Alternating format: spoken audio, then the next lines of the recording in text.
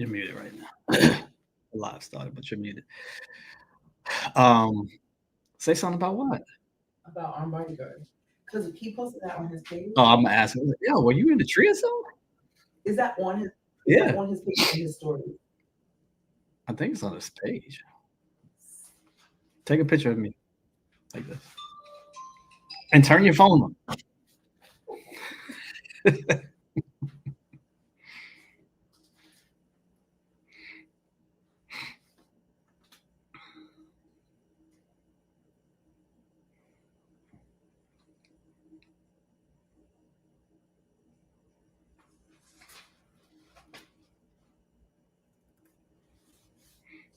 This is exciting. It is. It feels real. It really so adorable. Little cutie eyes. They look like aces. My mother? I want to see your mother. My mother. Mm-hmm. Mm-mm. Say hi, Tash. What up, T? Say hi, Chad. Hi, Chad. That's weird. Say hi to yourself. Say hi to who? So, Oh, hi, Seth. say hi, Chad. Hi, Chad.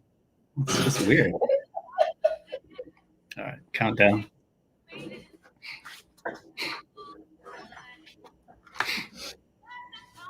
This is dope. It's playing before it actually comes on live. You see? There we go. Yeah. What up, y'all? Let's go. Uh-huh. Yeah. What up? What up? Yeah. What a day. What a day. We live. Hey, hey, hey, hey, hey, oh, hey, oh, hey, oh, hey, oh, hey, oh, hey. What up, y'all?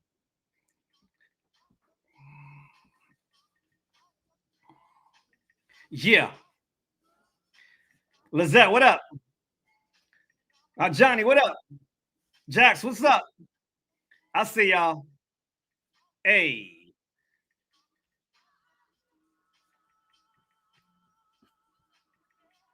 Wait. Somebody said they don't hear the music. Is that even possible? Can y'all hear the music?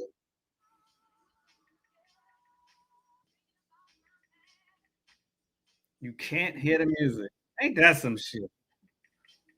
I'm over here jamming and shit. Wait, can y'all hear me?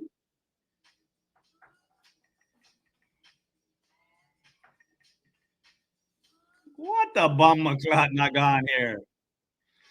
I'm over here rocking and thinking y'all heard the music and the intro was dope and because I started playing the music before it went live and that didn't work, huh? Wow. Okay. Wham, wham. Hold on. I guess they didn't hear that either. Interesting. No, that's interesting. I don't. I actually don't know what happened with that. Okay, you fucked up. You fucked up. Because how? Wait. What? No, no, no, What? no. You What? no, What? no, What? no. You messed up. What? Because why did I get a text from my girl, my back office girl? And what? She said, "What the hell are y'all doing? We can hear you. Shut up." And I'm like, "No." She's like, "Yeah, we heard everything." Because we didn't because the music was Oh, you know why? you Hold I on. can you oh Hold my on. God. How Hold did you on. mess that up? That sucks.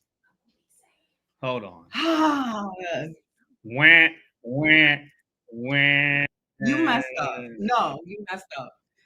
Hold on. Shout out to my back office girl. Hold on. Wow. Wow.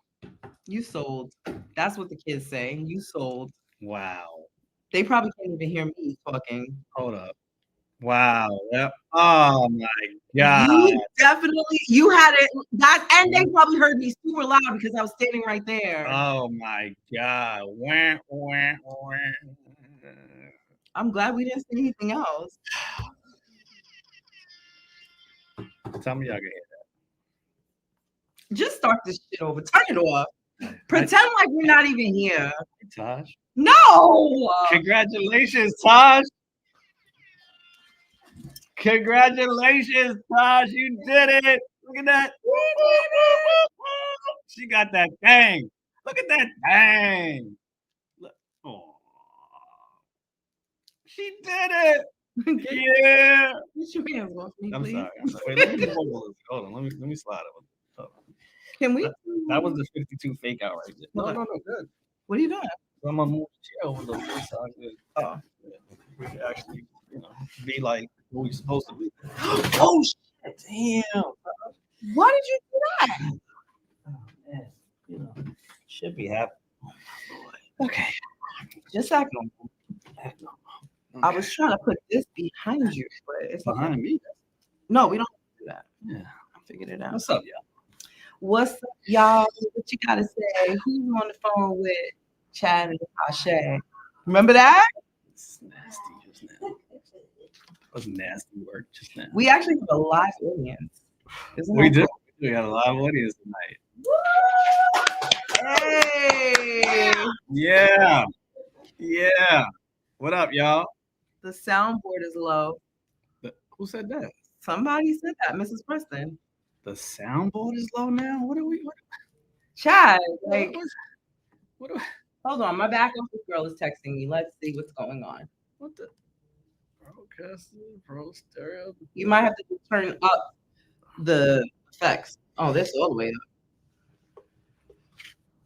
up. Okay. What's low? I don't know what's happening right now. We should be good. Don't worry. See? Wasn't that loud? Wait, how did that sound just now? Loud. Hold on. How's that? It's fine. Yeah, that's better. Yeah. Yeah. What up, Tash? In the building. She's here. She's here. She's here. She's here. It's low. It's low for you. Really?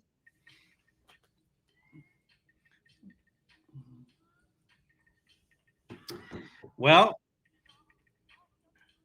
are we low though? How do we sound? How do we sound on the mic right now? Tosh, say something in the mic. Shout out to the room, everybody. It's very low. It's low. What's low? What's low? You guys got to be a little more helpful. I don't. Why? Is anything? No, because that gives us feedback.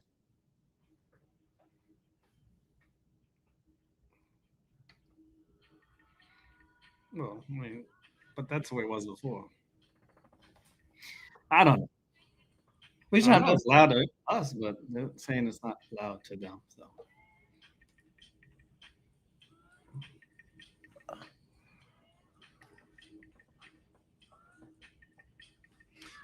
But that's not changing the output. It's all good. As long as our mics are good. What's that? That's the main output. It's not. I don't know. Okay, hold on. How does it sound now, y'all? Is that the music louder? I hate the fact. What? I hate the fact that we hear your voices very loudly. We can't hear. No beep break for us today. Okay. It's got to happen when I'm in the studio. Yeah, I don't know what that's about. You'll figure this out. Talking to Mike and look at the people. Camera's over there. Say hi, guys. Where's the camera? It's right there, Tosh. Oh, this is nice. That's nice, ain't it? What y'all think about the studio? What y'all think about the set? Put a 1 in the chat if you're feeling the set. Put a 0 if you're not feeling it, and put a 2 if you're eh. Everybody can put a 2 because you can't even get the damn boards right. Well, you know, shit happens. I don't know what the shit is right now. Is anything coming from your phone? No. Oh, let me see. Oh. They're liking it.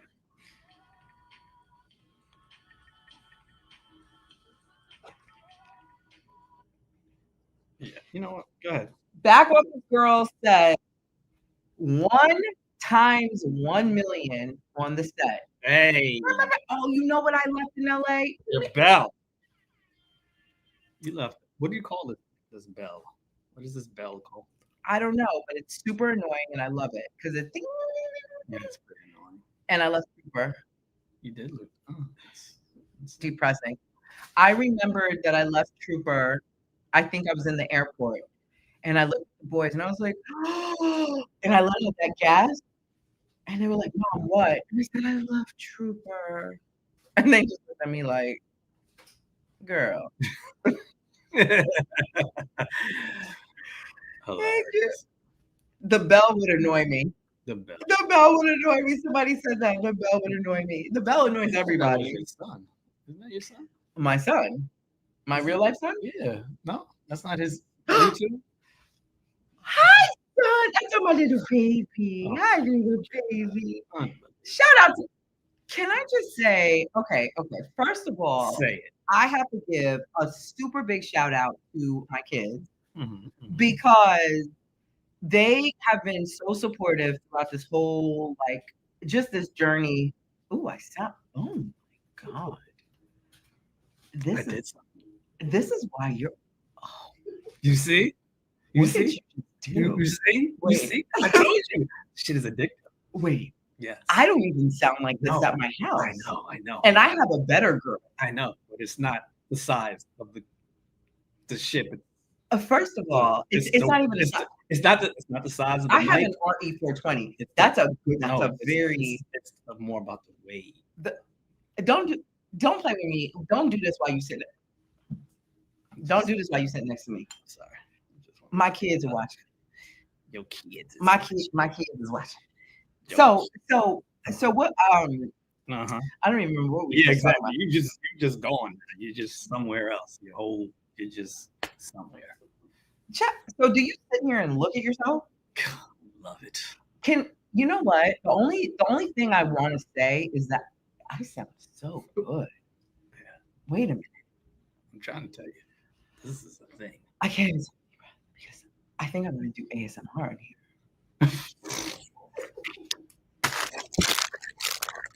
Ooh. Oh, that's good. Is that my nut?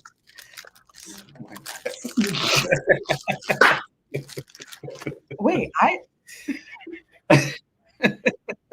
well, okay, wait. Yeah. Okay, hold on. Let me just have a moment. Hey, everybody. See, it makes me sound different. It really does. Look, you're making my son leave. Upgrade. He said, I don't know. Yeah, this is not for kids anyway. No, I mean, he can stay for a second. I have it set for. It's not for kids under 18.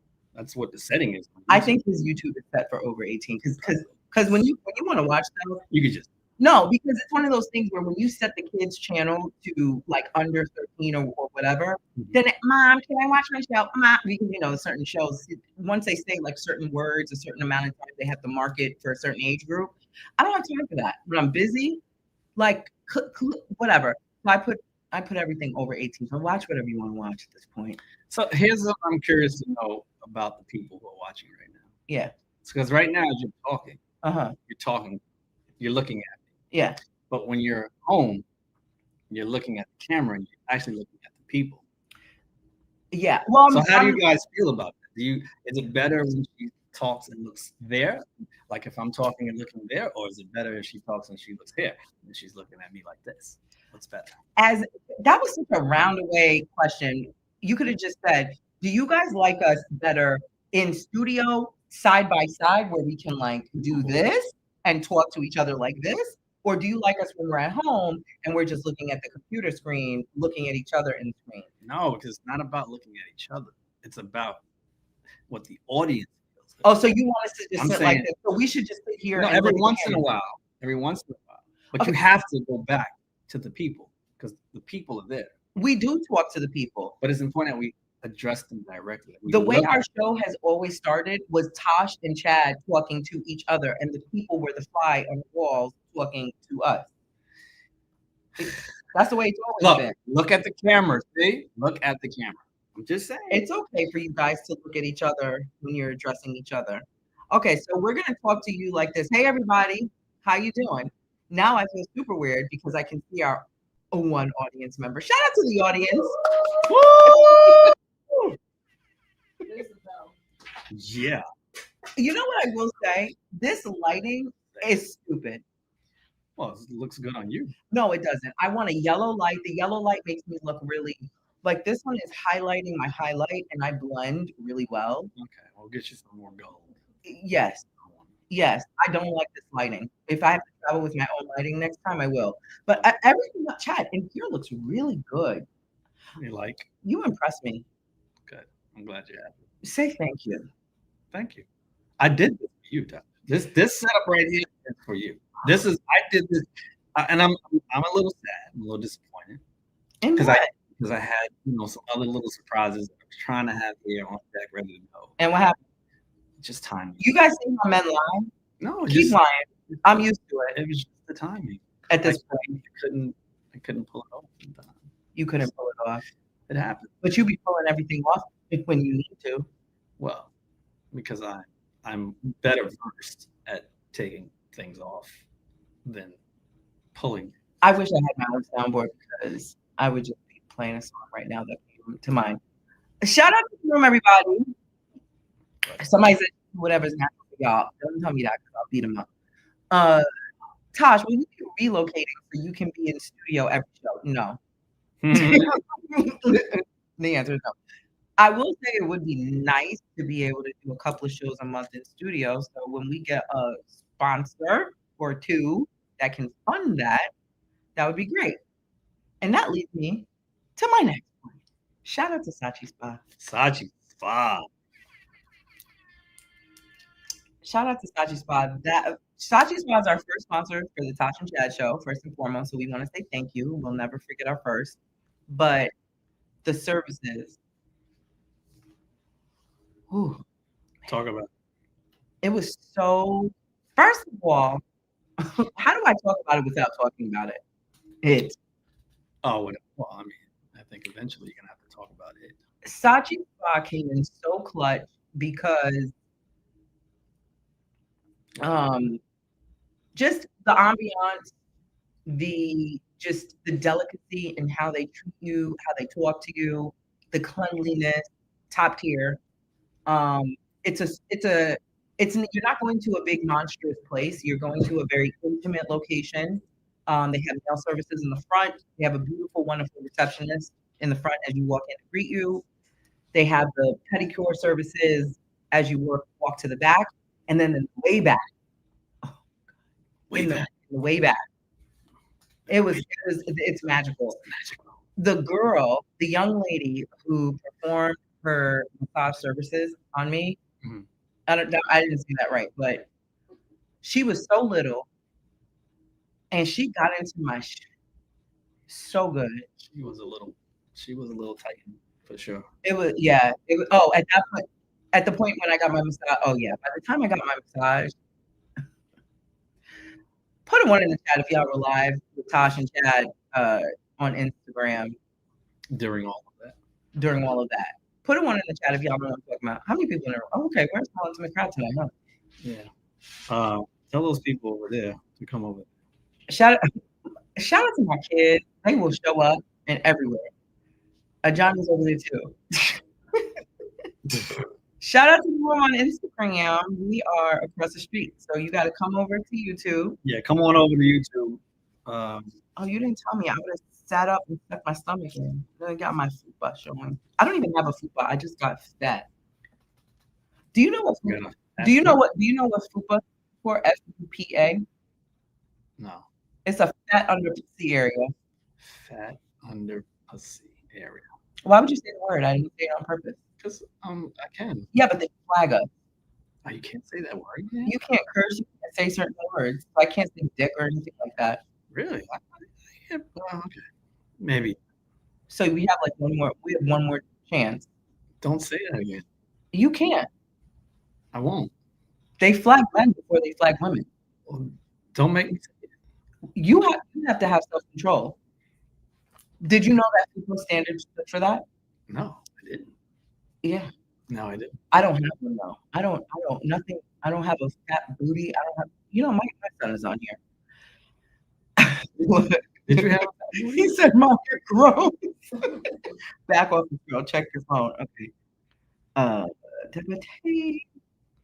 Please slide over to YouTube. Here. Oh, they came. Look at that. Look. Shout out to everybody. What up, y'all? There's feedback when I speak. Only me. There's feedback? Yeah. Could that be possible? My back office girl is texting me in real time. There's feedback. And she said, only me. You messed up. Like, you're going in and out the same place I'm going in and out. Pause. You can even hear when I suck it in. That's what I'm saying. Wow, this is great. Yeah, I'm just saying. I feel like Howard Stern a little bit. This is why Howard Stern makes love on the microphone when he talks, because this right here, this sounds really good. And the fact that there's feedback, I absolutely hate it. Okay, when you say feedback, are you saying it's echo, or do you hear a hum? Do you hear the sound is weird for you, Tash? The sound is weird for you, Tash. What's this part? This is to hear this. Yes. Hold on, let's see. Has it been, you turned me off. Hold on. Has it been happening the whole time? Or did it just, are we ever going to get to a point where we're not going to spend 20 minutes on troubleshooting? Yes. Okay. When that happens, I don't know. Okay. Yeah, I don't know. Hey, back office girl, did the weird sound happen all throughout the show, or when he changed it to this sexy thing? You smell really good, by the way. Me? Yeah. I don't know why I haven't showered in days. Well, you're like non-showered self. Okay, can I tell you something gross? What? No, it's not. It's really actually not gross. It sounds a little echo and humming sound. Echo? Sounds like you both are underwater. You know what? Just throw this whole show in the trash. Oh, man. This is supposed to be an easy one. It's supposed to be. I'm sitting right next to you. I've been describing the sound for the past 15 minutes. God damn it. I'm gonna go in the parking lot at this point. Really? You had one job. Only one? Only one. Ouch. Hold on. These headphones just maybe turn the mic down. Turn the mic down. Maybe turn my mic down. I don't think it's bad. It could be. Well, anyway, I'm just gonna tell my story. You guys hear it. If I sound like SpongeBob, Nikki G says it sounds good to me. We sound good on YouTube because we're not hooked up to YouTube. You guys are hearing us directly from the phone. You mean on IG? You guys are hearing us over here. It sounds great to me because you guys are not hearing us on Baby Girth. The people over here can hear us on Baby Girth. They can't hear the freaking sound effects. They can't hear the microphone. I'm done. It's fun watching you work things out. Tosh. It's all good. That's what Lizette said. It's all good. Just work it out. Who said that? Show me. You're a liar. I'm going to put it up on the screen. Boom. Boom. There it is. You're coming through each other's microphone. It's creating feedback. My background girl, she said, Tosh, talk on Chad's mic. Let me hear. All right, hold on. Okay, here I am talking on his thing. So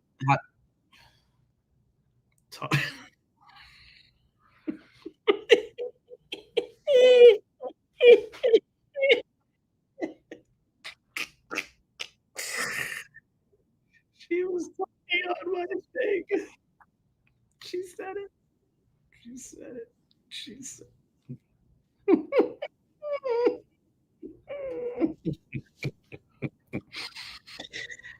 Okay, hold on.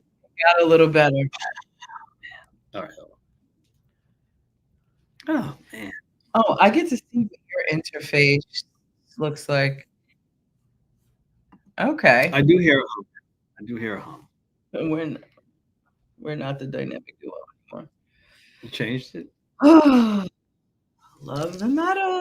Shout out to our resident security armed bodyguard Is he in the building? over there across the street. Oh. Uh yo. Come over to Carl, come over to YouTube right quick, man. Oh, you on a first name basis? Yeah. We cool now. So Yeah. there's been a few times that I started a story and forgot, and I'm blaming you for making me lose my train of thought. What it do, Chad? It's been a minute. Where you been, Johnny? First of all, Johnny, how you doing? Second of all, hello, you're on YouTube. Come over there. Slide over to YouTube, y'all. That's where we at. Slide over to YouTube. Tasha and Chad. The link is in my bio. Why you not live on yours? Because you didn't tell me to go live. I I was giving shout outs. Okay. I can't send the link. I can't. You gotta. It's the link is in my. Go to my bio, and you'll see there's 2 links in there, Both of us. and then you'll see the Tasha Chad one. I can't do it anymore.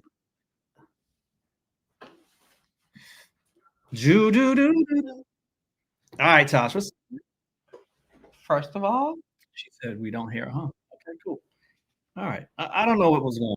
Whatever it is, we're gonna talk. Like, is it annoying the sound that you guys were hearing? Because if it's not annoying, we're just gonna rock out. What our all right, add me in. add you in? Oh, like go live? No, you don't have to do that. That's what you told me. No, I mean go live on your own thing, and then just tell the people that come on your thing to go on this thing.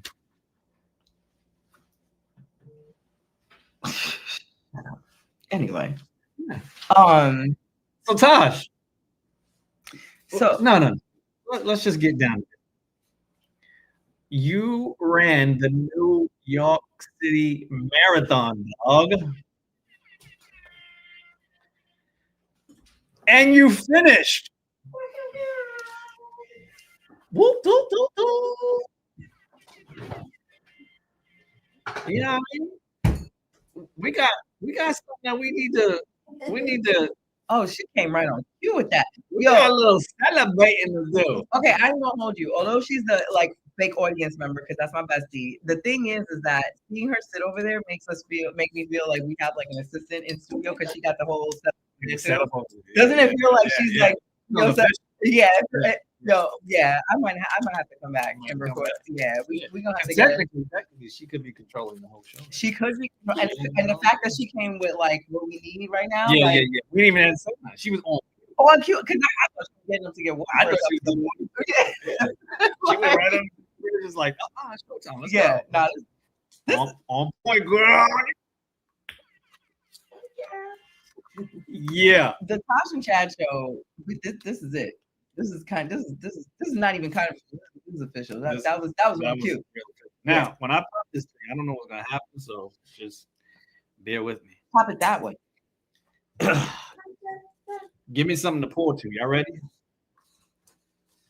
Well, let me not do it over there. No, Chad! What are you doing? Oh shit.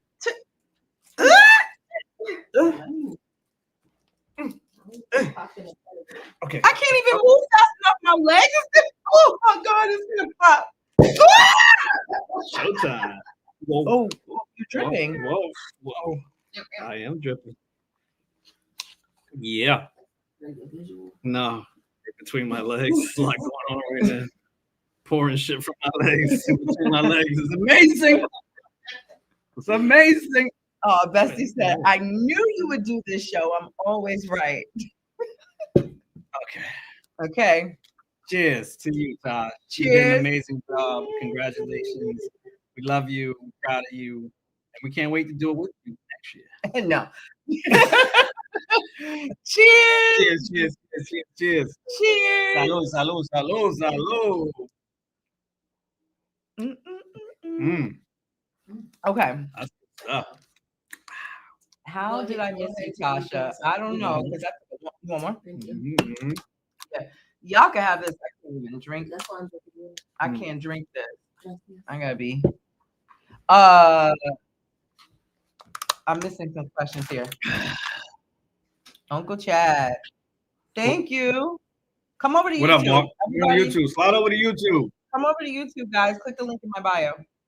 How do we go up? How do you go up? Like that? Oh yeah, no, too far. Too far, man. And if you want to put it up, you just tap. If you want to put it on the screen. All right, let's read some of these. Tasha, how does your feet and legs feel? Let's talk about it. I feel like complete crap. When we got in last night, I literally had to be wheelchaired. They had to get a wheelchair. I had to get wheelchair assistance. And he rolled me up to the room. Who rolled you up? Him. Who? Him. Who's him? Ciao. Y'all don't even want to know. Put a 1 in the chat. If you know. No. It's like, if you know, you know. Really? So he rolled me up to the room, banged me into the damn wall. Whoa, hey.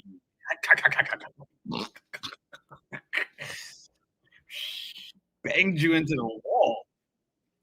Banged the damn chair into the wall. Oh. I'm delirious out of my mind. I thought it was my son rolling me into the room. So this morning when I woke up and everybody's recounting what happened, I'm like, he did what? And I'm gonna tell you. So apparently I was so delirious. I can imagine. He had to assist me in taking off my clothes because I couldn't do it. I said, you guys let that happen? Wow, this is pre-shower. Nick. I was so annoyed. I was like, that didn't happen. Wow. I said, did I have any resistance? They were like, well, you seem like you were in control. In control of what? Wow. So I can't walk. My second toe on both of my feet, but the left one is worse. Feels like it's just going to fall off. And my uncle, who's a doctor, I spoke to him today. He's like, it's normal. He was like, it happens to me too. And he was like, you're okay. So last night, let me go back. So last night when we got in, I obviously wanted to take a shower. I obviously had to use the restroom. I couldn't. You mean you couldn't? When I sat down to use the bathroom, I got an insane Charlie horse. I was screaming on the toilet. You mean like the one you got when you got here? It was worst. Ooh. So then, ouch. So then, well, this was before. So I guess I don't even remember if my clothes were on or off at that point, but I just remember being stuck on the toilet. Okay. And then, yeah, I can't remember the sequence. So if my kids are in here, maybe y'all say. But then I said, okay, let me go take a shower. So I get to the bathroom, preparing to take a shower, and I realized I had to poop. Well, then I started passing out a little on the toilet. Real passing out. Like I started sweating, and I started like swaying, and my hands started doing this, like shaking. I said, "Oh shoot, I'm passing out." So I got up, and I said, "How am I going to wipe myself?" So I figured that out. But my hair is 30 inches long, so it was a lot happening. So I ease my way to the sink and I wash my hands because I have to cool off. I can't get in the shower like that. So I wrap myself in a towel and I passed out on the bed. You should have just laid on the floor. I was going to. I was going to. But I made it to the bed and I passed out in the bed. And like when I came to, I had to use the bathroom again. So I got scared. So I go to the bathroom. I said, well, this time I'm definitely gonna take a shower. Okay, so I thought I had to urinate and I had to poop again. So I pooped and I got stuck. And then what happened? I started passing out again. I said, how am I gonna take a shower? So I passed out on the bed, just naked and disheveled. It was very sad. And the kids were there. They were sleeping at this point. And he was gone. I said, oh, I'm dead now. So you attempted to do all of this after he left. Well, he helped take off a good portion of my clothes and left me in my underwear and my bra. Your bloomies. Yeah. And so I just laid there. So I got up at about maybe 6 or something, very early, super early. I think maybe it was about 5. And I made it in the shower. In the morning. Yeah, like 5, 6 in the morning. Well, I think you sent me a text at some weird time. Yeah, it was interesting. I started texting people super early. It was super early here in New York and super duper early here in California. So I said, let me stop texting because I don't want people to be like, oh my God, are you okay? No, I'm kind of dead. Well, I think did I send you that? You did. Yeah. You're dead. Yeah, because I think you asked me how you feeling. I said, I'm dead. So I get in the shower and I forgot that people have been telling me that I need to take a cold, like damn near ice bath. That's what my brother-in-law said. Well, I haven't said that word in a long time. Well, there we go. And so I couldn't fathom taking a cold shower because I already felt like I was having a heart attack. So I took a nice hot shower. And then I got nervous because there's a story out about a man who melted to death at a Marriott Fairfield Inn a couple weeks ago. So I got nervous, and so I turned the damn shower down. But feeling the heat on my feet, good. He melted. Yeah, he melted to death. Then when they went to get him out the tub, they couldn't even get him because the skin was falling off as they went to grab him. I don't understand. Because the water was so hot. Yeah, in San Jose, California, I believe the water was so hot it was like 10 degrees higher than the legal limit in California. Did you know there was a heat water limit? Well, yes. Yeah, you're about the builder. So then I got scared. So I screamed. I said, holy, right? Nobody was sleeping. I could have died. My kids are sleeping and he's not there. So I took a shower. Their father. Oh, okay. Isn't that nuts? That's interesting. Well, I took a shower and it took me about an hour and a half to put my panties on. No, you don't. And then she calls. She's like, hey. I said, hey. I really want to see you. I got to treat you to the spot. I'm thinking to myself, just come over here with a freaking box of fucking cereal and milk. I don't want to go nowhere. She's like, girl, I got a spa. Here I am convincing her, like, I don't need no spa, girl. Save your money. You don't got to spend no money on me. I don't care. I'm like, yes, you do. Please don't. I don't want to go nowhere. Please. I just want to go get my medal engraved job and go see Chad. I had to convince her don't spend no money. Your walk up the stair game? Crazy work. Crazy. You should have seen me walking in the freaking in the train station. I had to tell people who were looking at me funny. I say, hey, I just went to the marathon yesterday. Oh my God. I just showed them the medal. Like You look like you had a run in with our guest Focus. You look like Focus took advantage of it. Focus is a young man. Yeah, and this is what you're gonna feel like if you ever attempt in your life to be with a guy like him. This is how you're gonna feel. This is it. So prepare yourself. You want to know what's crazy? I actually never went live. I just went on. Yeah, you were. I know. I was looking. I'm like, why are we delayed over there? Why didn't you say something? I didn't know. You were in the midst of the story. So no. So that is essentially how my morning started. And after I took a shower, I rubbed my feet, massage gun my feet, my legs. You know what I'm saying? I'm trying to do the work, and I'm just there. Shout out to Arm And bodyguard. I have a question for you. Nigga, were you in the trees? Yeah, Like, like how did you get that shot? Like, what were you? Where were you at? Like, because that was on that video. Like, I don't understand because you look like you had the super zoom. yeah, And like you was like in the, you was perched in the tree somewhere. Like, how do I get to see that video? I want to see it. I don't know where it's at. I'm shocked the EMS didn't stop you from leaving because they're supposed to check your vitals before you left the park. Really? nobody checked your vitals. No, I think maybe they do an assessment. Like, does she look okay? Is she I would think, walking? especially the guys who came in at 10 o'clock at night. Yeah, but they probably do like a visual assessment. Like, do you look okay? Are they walking? And if everything looks good, if you're like keeled over and stuff, you know what I'm saying? I wasn't keeled over. Then I said, okay, so when I crossed the finish line, oh my God, I didn't even know where to start. Everything was all over the place. You asked me how I was feeling today, dead. That's how I was feeling today. Horrible, horrible. But I wanted to get my medal engraved. Today is Medal Monday. I wanted to get my medal engraved. And so I went and did that. And they put my name and then they put my time. And so that was important to me. And that's it. And so And we were also told that these ridges on the front here represent the topography of the race, like the highs, the hills. And now, did you fact check that, or did you just let somebody tell you that because you're pretty? They told us last night, but also because I'm pretty. So they probably lied. Let's Google it. He's in my DMs saying I'm pretty. They probably just told her. No, listen. Why would they do it? It just looks like a bunch of lines to create a design. Really? It makes sense that this would be, if you were to look at it from the 3D version of it, this is how the route looked. Yeah, I'm saying it's pretty heavy too. This is as hell. good quality. When I go back to California, I'm wearing that to work. I'm wearing that everywhere. You talk to me crazy, I'm like, what?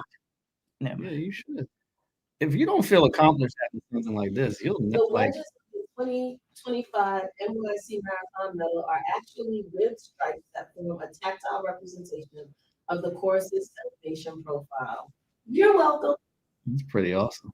Wow. Yeah, let me tell you something. The worst part, the absolute worst part of the New York City Marathon route is that damn Queensboro Bridge. I knew you were going to say that. I knew you were going to say it. Is it because it's dark and desolate feeling, and or what is it?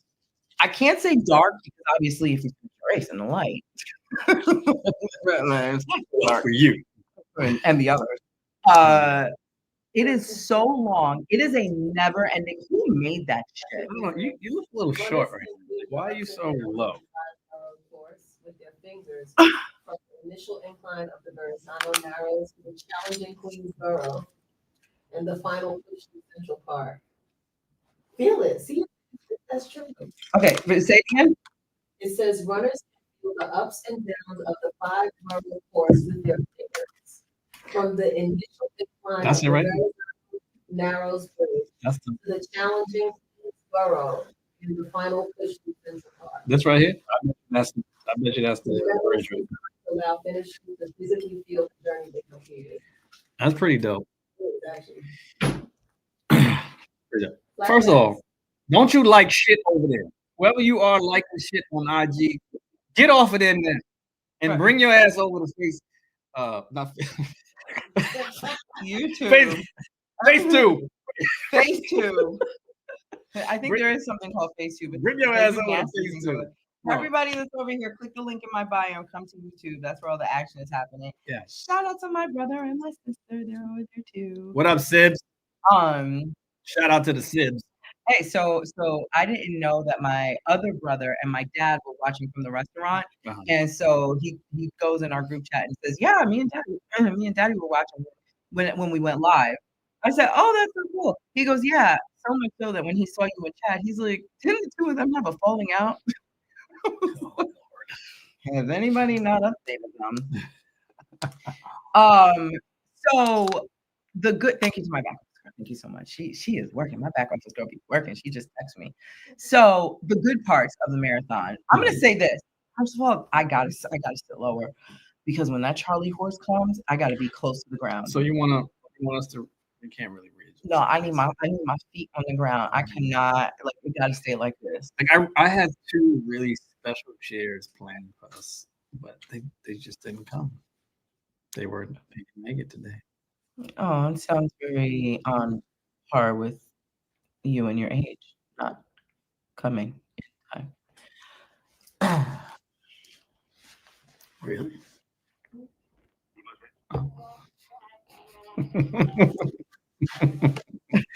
We need to be. Wait, can they even hear it?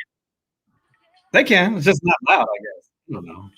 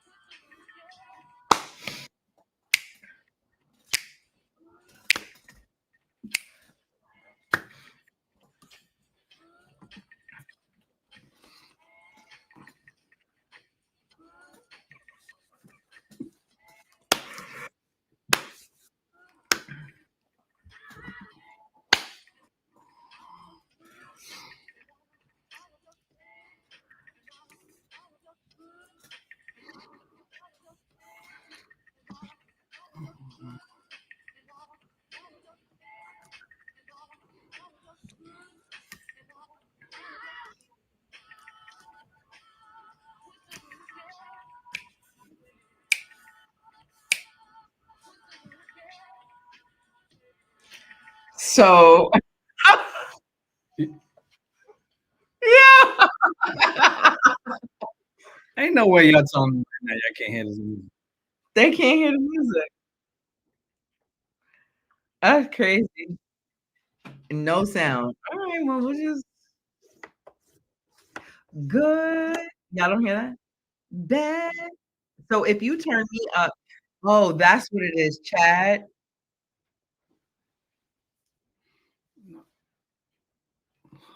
Hold on. What? What? Hold on. Let me see something. Look at that. God damn it. Sound like a bad porno. Somebody said we can't hear it. We want to celebrate too. Beat break broke. Yo, that's Well, to everybody over here, you have to go to YouTube. you ain't gonna hear nothing much different. So you might as well just I know. Yo, what the I don't Very fainty. Okay, well, keep it going. We had a beat break. We had an in-studio beat break. So, wait, tell me if this does anything. You hear that? Do y'all hear that?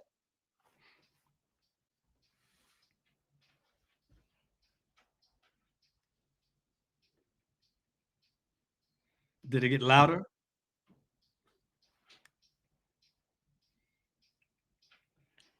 She said nope. Okay. Wow. nope. Interesting. I said what? Did absolutely nothing.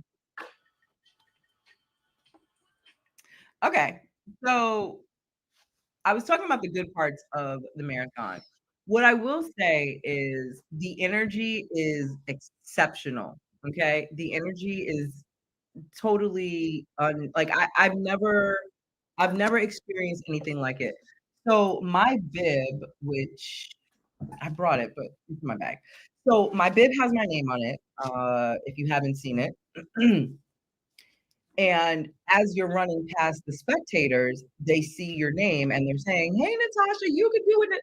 So the different parts of the course where I literally was just breaking down, some parts of it I was crying. Then I had to stop and stretch, all of that, right? I thank you, Shelby and Cass. I appreciate that. I really, really, really appreciate my brother and my sister watching and supporting. So as you're running past, they're cheering, they're calling your name out. Natasha, you look good, girl. You could do it. Your glasses, they're just saying anything and everything to pump you up and keep you going, right? So that was really at first it threw me off because I'm like, hey, I'm just like, how do you know my name? Because it's on your bib, right? Um, the Verrazano Bridge was the first hard part, quote unquote hard part. and you start in Staten Island, and you start right at Fort. Green. No, in Staten Island. It's Fort. Oh yeah. Right. There's a okay. So first of all, shout out to Fred's team. That is the foundation I ran with. Fred's team is part of Memorial Sloan Kettering. And this race was in memory and honor of my grandfather that passed away of colon cancer. So there is still time to fundraise. We have to fundraise $6,500. So for those of you that fundraise, thank you so much. For those of you that haven't, I finished. If you were waiting for me to finish to see if your dollar was going to go somewhere purposeful, even more than cancer research, you have definitely you have more purpose now because I finished. So they didn't hit it. I know. I heard it. So it made no sense. So shout out to Fred's team. So at about 5:45, I met with my team in Times Square and we boarded the buses. I sat next to a really, really lovely lady. Her name was Mandy. Shout out to Mandy. And I get on the bus and I'm just kind of I'm in a mood. I'm nothing. I'm not excited. I'm not nervous. It is 5:45 in the morning. I might have gotten about 2.5 hours of solid sleep. I am coming off from the night before. If you know, you know. If you were on live with us the night before, you already know. So I'm like all types of whatevers. And the lady starts telling me, I don't remember what number year this was for her running with this same organization, but she had great, wonderful things to say about it. And she said Fred's team is one of the best teams that you could like run with for this marathon. So I said, oh, okay. And she starts telling me about all the buses and the adrenaline. And that was cool to see because it was about, I think it was 7 to 9 coach buses full of us, just Fred's team. And we were like the first to leave the city. We had police escort. I took some video of it as much as I can. Shout out to Bessie. Thank you so much. So I took a little bit of video of us leaving Manhattan and the police escort, and I was like, this is really cool. And as we're leaving and we're heading towards Verrazano Bridge, the sun is starting to rise. And once we get over to Staten Island, we start seeing wave one of people, getting prepared. Then they have these big canyons that go for every wave start. So that kind of slowed me because I was like, this is not the time to have no going up, if you know what I'm saying. So have all people waiting to get in. The most amazing part of that process is waiting to get to our tent because Fred's team, we have a whole tent area with bagels, coffee. The bagels were bigger than my face. And that says something. I have a pretty big face. They were so huge. It was so good. It was so good. I only ate half. But while you're waiting to get in, apparently there was a huge delay that has never ever happened before. So people who were experienced were upset. But people like me, I was just like, I don't know what to expect. So I was like, okay, whatever. I met so many wonderful people I met someone from Germany. I met some South African runners that came here. I met someone from Switzerland. I met someone from Brazil. He was fine as hell too. Did you guys know that there's a marathon dating app? The only reason I know that is because I was doom scrolling the night before and an advertising popped up on my screen talking about looking for love on the marathon route. Are you kidding me? Like, I don't want to meet someone while I'm dripping sweat and walking like I need an amputation. Meet you at your worst. That is beyond my worst. There's no point that I'd ever be like that. Well, the funny thing is that when I saw the guy, I said, holy shit. You want to catch a cramp? Well, I said, you're fine as hell. We're waiting to get in the marathon. We didn't even get started. I said, you're fine as hell. So he said, excuse me, what did you say? Like, it's one of those things where it's like, I don't want to repeat that. If you didn't catch it the first time or understand, that's your loss. So I said, I didn't say nothing. I just said how kind you are. And he said, oh, wow, thank you. I said, where are you from? He said, Brazil. I said, of course you are. And he started laughing. So there was a girl standing next to me. I said, well, there you go, baby. You can try to get up on that. She goes, oh no, this is my worst. Mind you, she was gorgeous. So I said to her, I said, "Girl, you look really good. Just embrace that." She goes, "I could say the same for you. Like your skin is so clear and you look so beautiful." I said, "Baby, please, I'm 40." She goes, "Oh," and then like a few other people heard, men and women, heard me say that. They were like, "You're 40?" I'm like, "Are they trolling me?" Be serious. So it was really like that energy just waiting to get inside was amazing.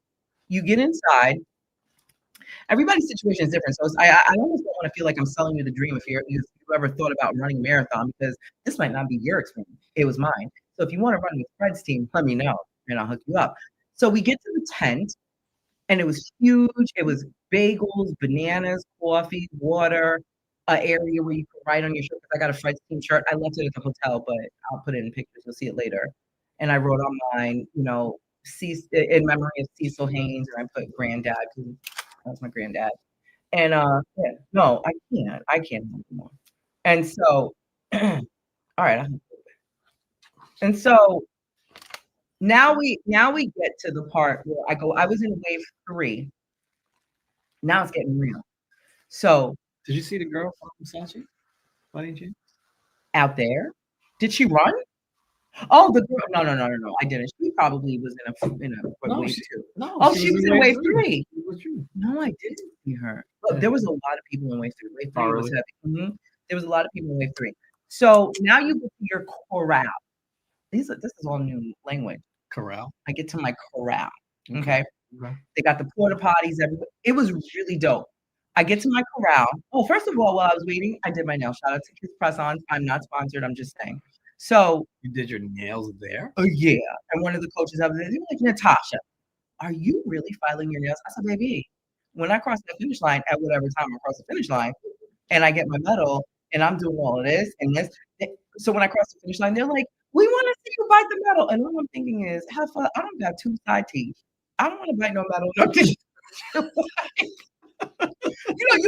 You bite the thing and you're like, and so I had to like quickly like form my mouth like, they're like, "Smile harder." No, nigga, I ain't got no tooth. Like, I don't even got the face. Like, no. I did it anyway. I'm like, Photoshop a tooth. Yeah. Shout out. This is the problem.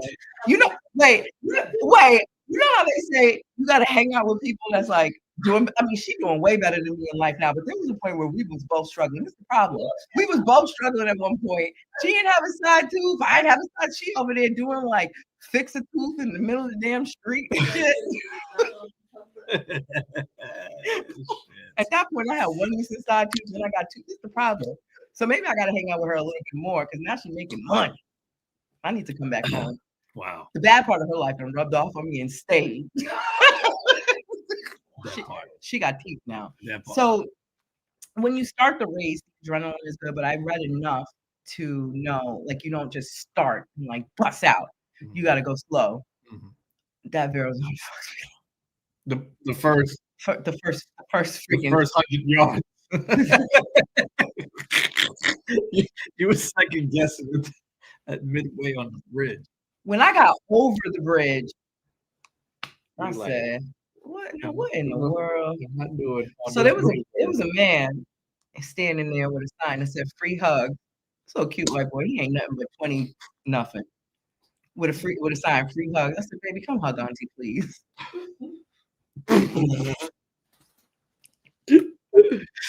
It was in that moment I knew I fucked up. Shout out to the people in Queens. I believe the name of their whole thing is called like Hustle and Run New York or something like that. I'm gonna find it. Go Green in the building. What up? I actually have a few shout outs. What's up, PRD? I see you. So I'm gonna go to my photos and try to remember this. So Hustle Runs New York. I really want to give a big shout out to Hustle Runs New York. If you're watching this and you're able to find them on Instagram, can you please send their page to me? Hustle Runs New York. It was a group of just dope people in Queens. And when I tell you they saved me. You mean cheerleaders? Like, yeah, spectators. They're not called cheerleaders. Yeah, spectators. So this one guy, they're cheering you on. I got my music going, so you just wave, and he runs out and he goes, "Tell me what's wrong."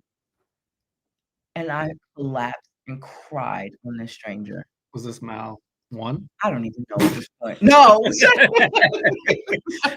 Was this at Mal Marker 1? No. He said, "What's Was this wrong?" at the toll booth?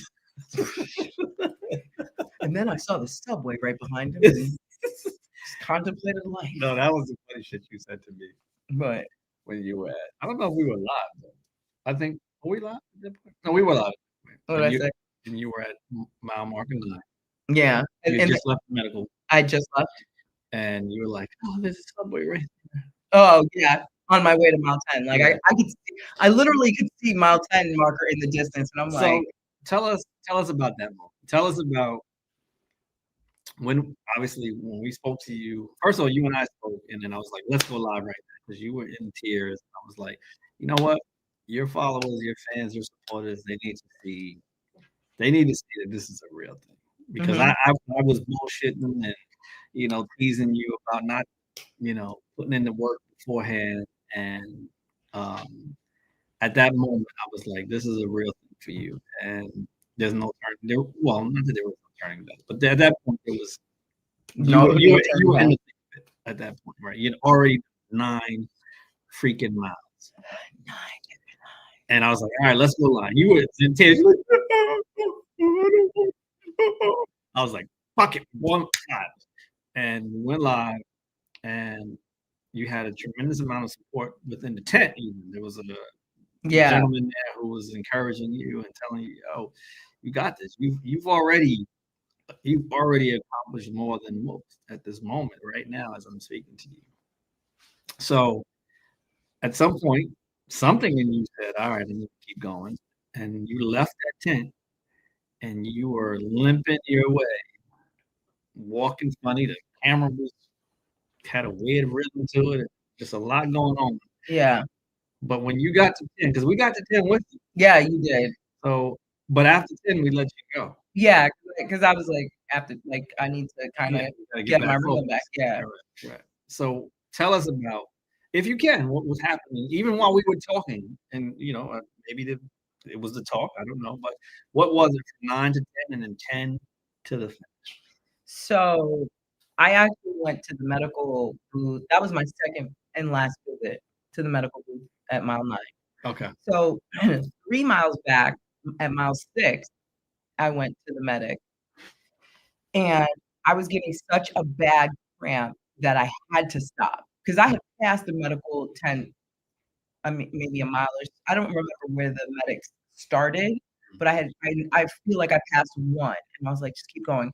But my legs started doing things. So at mile 6, I went, and I was like, "I need to be stretched. I need this." So they stretched me really good, and gave me Tylenol, and I was there for a minute, and I just at that point at mile 6, I felt defeated. I was like, "Okay, this is." At 6? At 6. While you were getting stretched out? While I was getting stretched, because the stretch felt so good that I wanted to go to sleep. So I'm like thinking to myself, I got 20 more miles of this bullshit at mile 6. Can I just say something? Yeah. Right? Yeah. When I talked to you, Yeah. I had already went on the map, Yeah. and I looked at how your time was going, And I was slowing down. and I looked at what time you were gonna finish. Oh, yeah. And I know that we talked about, I'll be there around 2:00. Yeah. And I looked, and I saw that motherfucker said 8:30 or 8:24. Yeah. I was like, "Oh, we can't tell her this." I didn't know that you could see that I at all. And I was like, Chad, don't say it. I had no clue there was an end destination at all. Mhm. No clue. If you would have told me that shit, I would have stopped. Yeah. So now I get to mile 9, and I'm like, "Holy crap, I cannot." So I called my kids, okay? So here's what gets interesting. I called my boys because their dad was coming to get them to, bring them, do stuff and bring them on the route. So I'm talking to them, "Mom, how you doing? Mom, how you feeling? Mom, you okay? Mom?" And I'm like, "Please just shut up."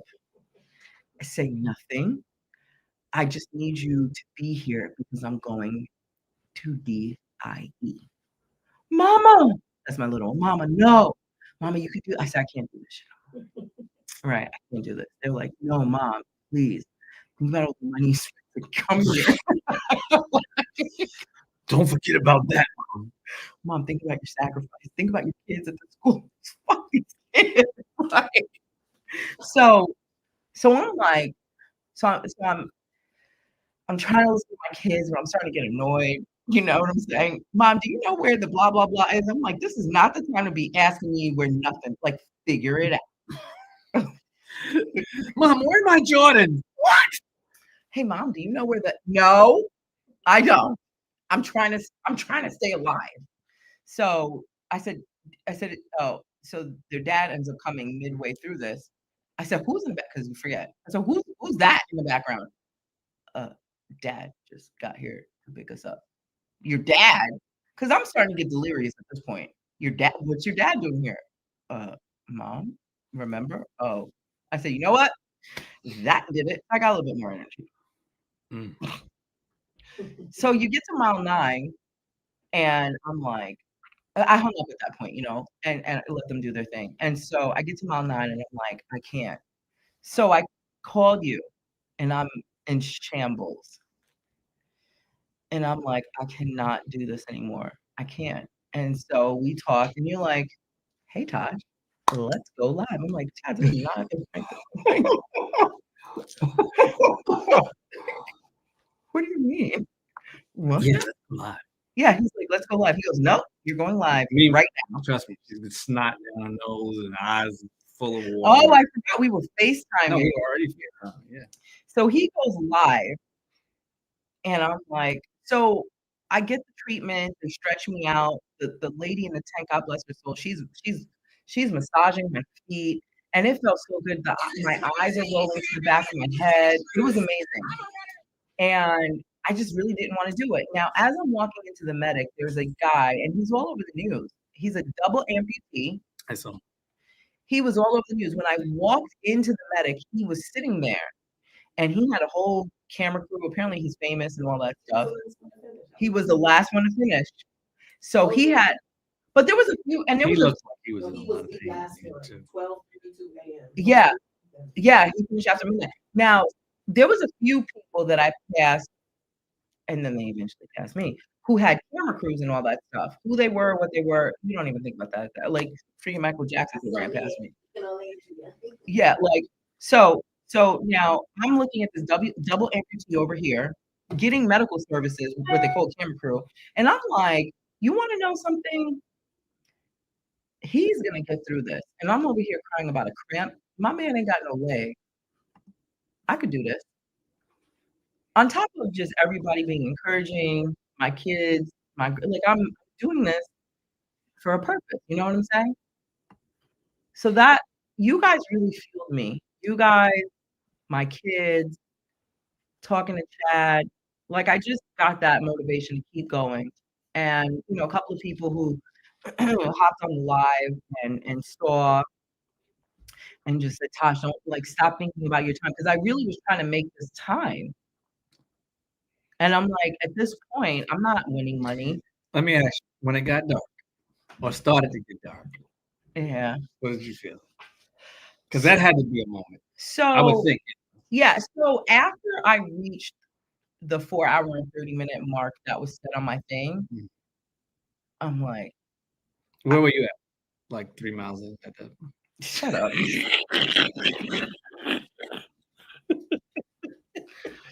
Tasha was doing like 1 mile an hour.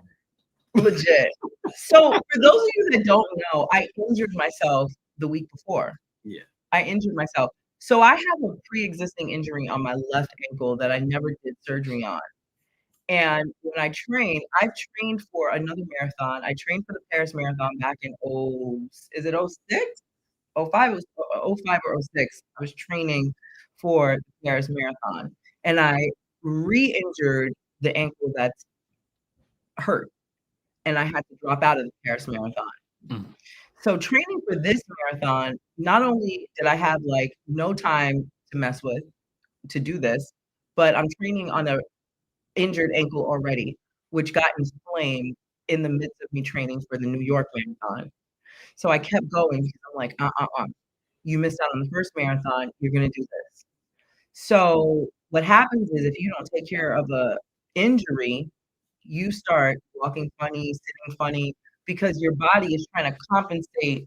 Do you know what I'm saying? So I'm not realizing it because I think I'm running normal, messing up my right ankle. And my body is doing this thing where my left hip and my right ankle are like, girl, not only are you much heavier, you know what I'm saying? Like I lost weight, but I'm still heavy. This ain't working out.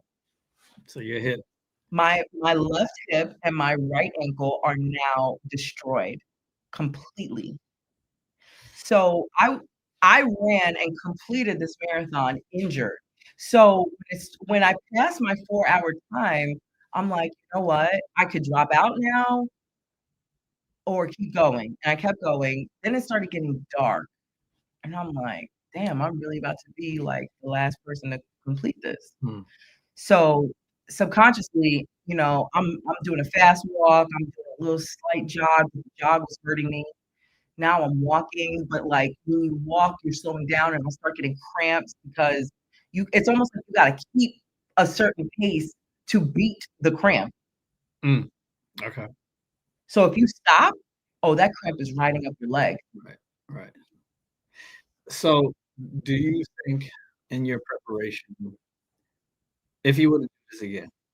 Yeah. No, because we're going to do it as a collective. Tash and Chad show's going to do it next year.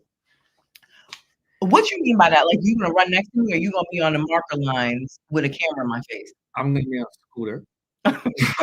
Wait, you could be my guide assistant. Exactly. Yeah, I'm gonna be on a scooter, and you and Mary, who also said she wanted to do it next year, and anyone else who wants to enter, will be doing it. And I will be on the scooter, and I'll be recording you guys live streaming, because by this time, a year from now, we will be huge. And this is how we're going to do it. From your cute, adorable lips to God's, your feet are so adorable. My feet are so adorable. Oh my God. I got to massage Chad's little feet. You're a weirdo. Completely. And I drank your bathwater. Jesus Christ. Okay, listen, this is on the screen right now. Oh, it is. So we're gonna. Can you walk us just through what was happening during this particular period in time? As I decided to keep going, this lady was passing me, and she said, "Are you okay?" I hear you singing over there behind me. No, I'm injured. And she goes, "Are you?" I said, "I'm injured really badly." And I said, "But I'm fine. I'm going to." And she goes, "Well, I'm going to switch with you." And I said, "No, it's okay." She said, "Yeah, it's okay. I'm not leaving." Look at this. Look at this. So shout out Look at that girl. Look at that girl. The gear has been shifted because they can I don't know. He's faking it. Big guy over here. He's faking. He ain't start running. Yes. I didn't even see my man. Great job, ladies, finishing it up. Good work, good work. Wow. But at this point, as you see, I got to give a shout out. Me and the woman, her name is Nikki, but bring so is from London. Nikki was at the finish line after not leaving. Same and that same even energy. when I slowed down, I said, "Please go ahead. I promise." And so she engaged with Sandy. I hear you singing over there behind me. Yeah. Whoa.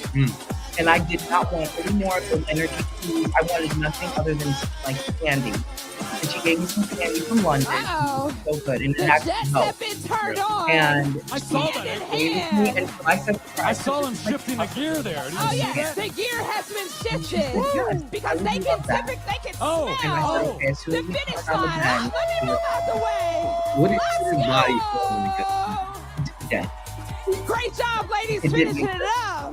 Good work, good work. As I was talking, wow. Like, absolutely. I didn't even I got to give a shout out to our friend Nico, because Nico comes out here. Nico ran the marathon earlier today. He comes out here and he runs down and he gets, I don't know what you do, Nico. You motivate, you inspire. Now let's not forget how we met Nico in the first place. That is true. That's right. And she was battling an injury and knew very early on he was not going to meet a good time. So what did he do? He had the most fun you've ever seen anybody while running the entire 26.2 miles. You played and then he found out about the finish line after dark. And then he said, "What? Ridiculous. I'm not crossing the finish line. I'm going to stay right here in this area all night and help everybody else." And he's been one of our favorites ever since. That is what he did. We love you, bro. I'm a bit, what did you say? By the way, I'm going to give a little shout out. And I'm demanding we have some friends from Orlando. Some friends from Orlando are here as well. Really? Yeah.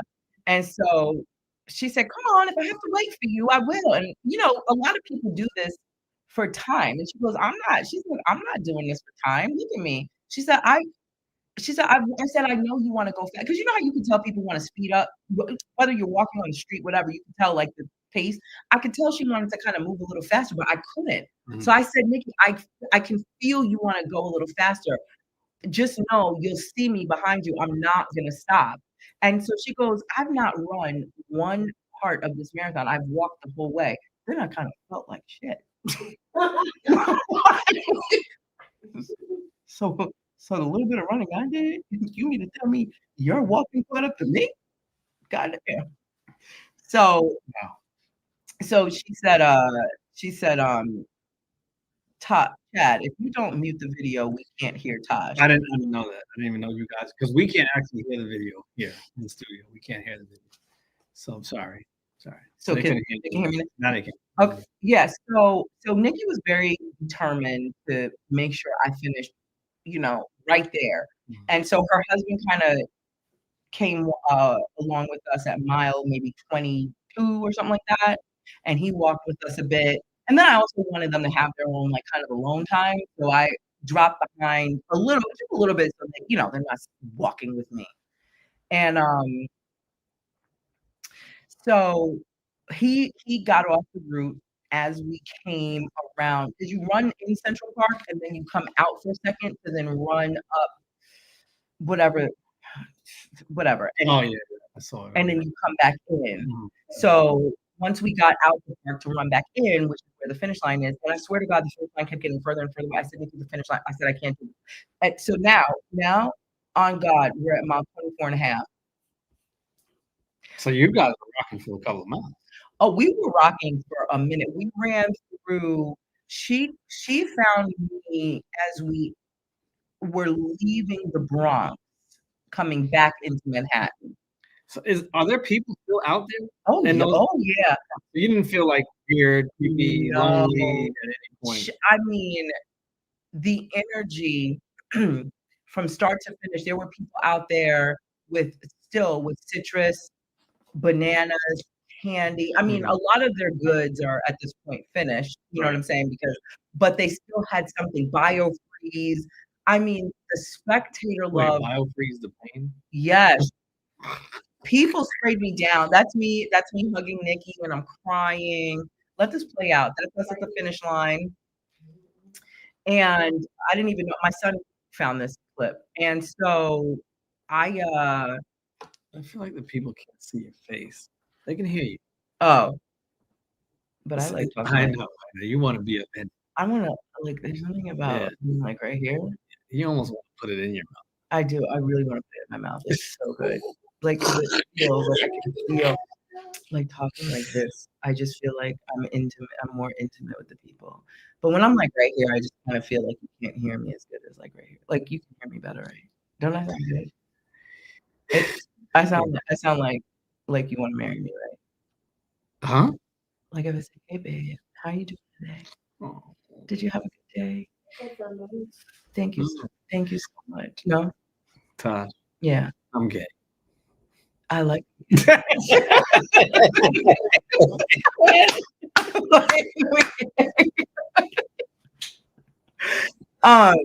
no, I never felt alone. And spectator love was still throughout the whole route, even though it was dark. I mean, shout out to the people on First Avenue. First of all, I'm shouting everybody out. When we got to First Avenue, how do I can't let me reformulate in my head real quick. My back office girl was there. My back The happiest man in town is right there. Did he just say? What did he really say that? So I'm running and I'm like looking because now we're back in Manhattan. Well, we're in Manhattan for the first time. And I need to hear myself a little bit more. Oh, baby. That's so addicting. It is. It's addicting. I can't believe you don't sound like this. I mean, I probably do, but no, you would know. No, you want to know something? No, I sound really good on my microphone, but I think the way he set it up, probably he set it up to where I sound great and workable, but not the best I could be. Because I noticed that when he would talk back when we were, his shit sounded amazing. It sounded amazing, and he would do like what you do, like he would just right because we used to video, but I don't sound like this on my $400. Yeah, and this is not a $400 one. No, so what you need to do is tell me what that button is. Yeah, I got you. It's over. It's over for you. So anyway, so my back office girl, she was along the route, and when I saw her, all I heard was Tash, and I was like, oh my god! And I hugged her. She's so little, and like I damn near collapsed on her because she's so tiny.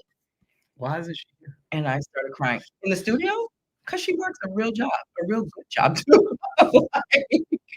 I bet. And she gave me water.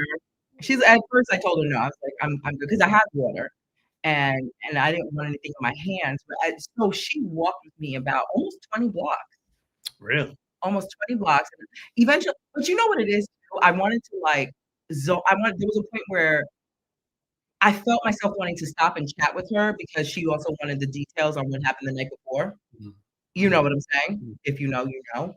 And I'm like, girl. So then I felt myself going to the barricade to stop and talk to her. I'm like, what am I doing? Like, I'm about to stop and like have a whole conversation. I'm like, girl, I'm a marathon girl, keep moving. Mm-hmm. So I like do like whatever pace I can go to. And so I said, girl, I need that water. So I took her water. Mm-hmm. And I start drinking the water from the mouth. And you know how I have like OCD with that. I can't even double drink my own lips. So I start drinking and I'm like, I'm drinking her lips.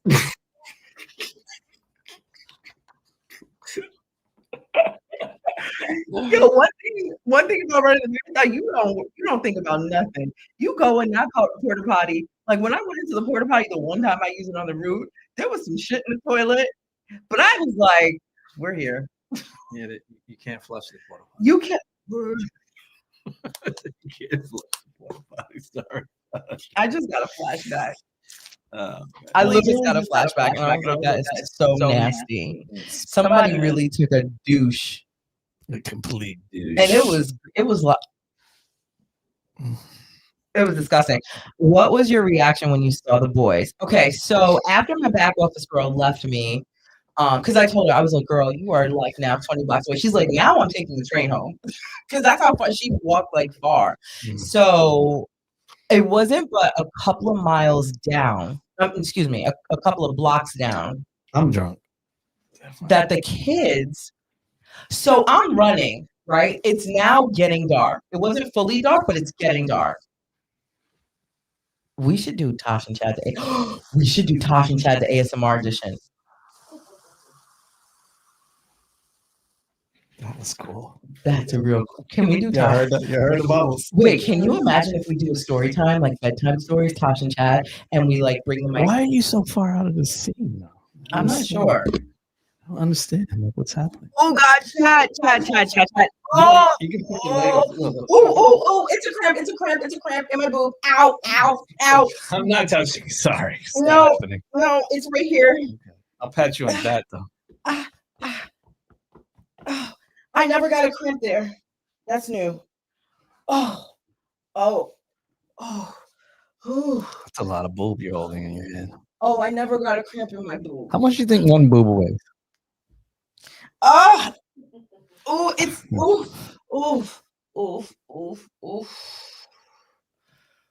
Oh. That's a lot. I never got a cramp there. You're gonna get cramps everywhere. I never got a cramp in my boob. Yeah, you're gonna get a few now. You're gonna get a few things somewhere in places you've never gotten cramps before, probably. The boob is a muscle, right? I don't know. Is the boob a muscle? No. It's fat. It's fat. A boob cramp is wild. Oh, you put your legs up. No, I'll get a cramp. You think even like that? If I put my oh,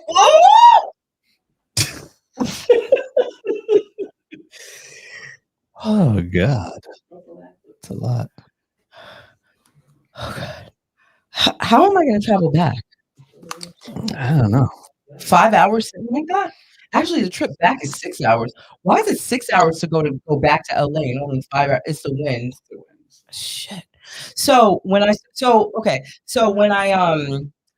so after my back office girl departed, I'm running a couple blocks up, and people are cheering you on.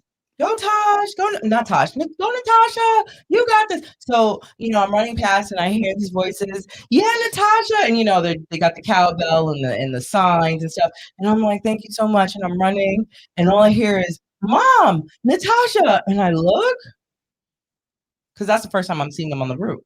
Where was that at exactly? In the 80s on First Avenue. Okay. So after you came across the 57th Street. 52nd Street. Whatever, yeah. And then came over that dumb Queensboro Bridge. Queensboro. And so I saw my kids. Actually, they ran out. And all I hear is, Mom, Natasha. Mm-hmm. And I turned and I saw my kids and I broke down and cried. Were you still walking? I stopped. You stopped. I said, I don't want to do this anymore. I'm done. Let's go.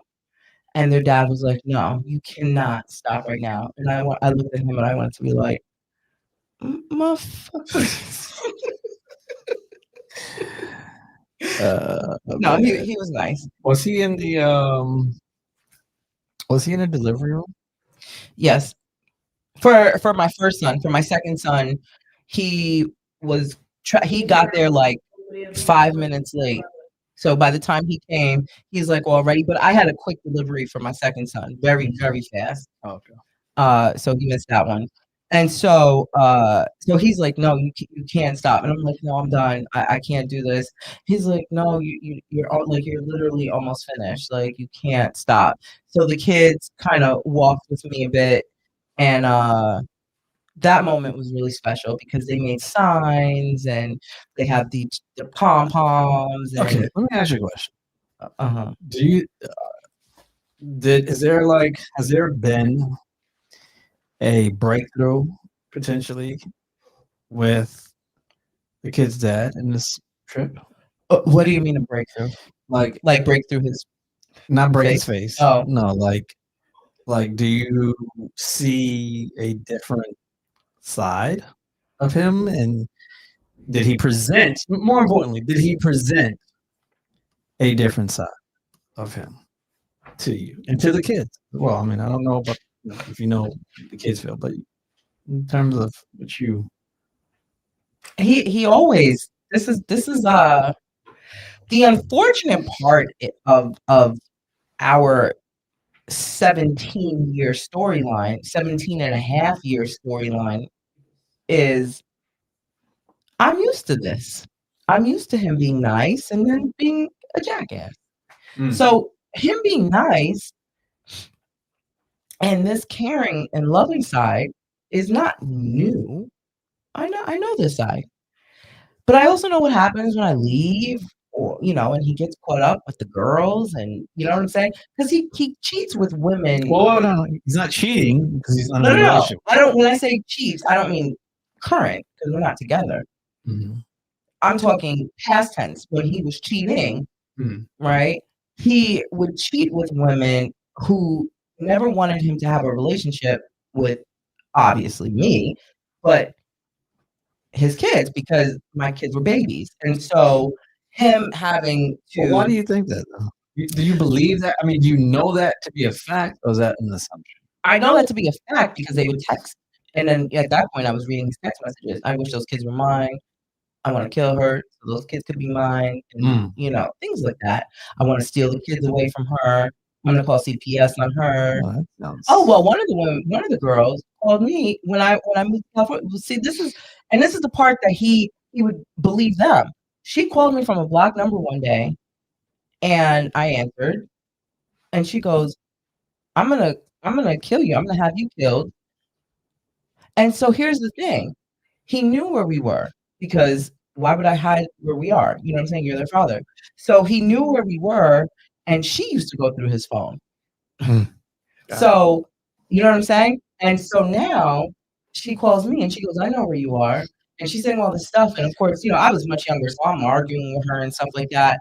And she's like, I'm gonna have you killed and you'll never see your kids again. It was So I told him, I said, I'm never telling you where I live because you're irresponsible. I said, what kind of man does not protect a woman who's raising, you know what I'm saying? Like, I didn't do you any wrong. You did me wrong and I left you. Okay. You know what I'm saying? No, I got you. All right, let's bring it back to present time because that was a long time. Yeah.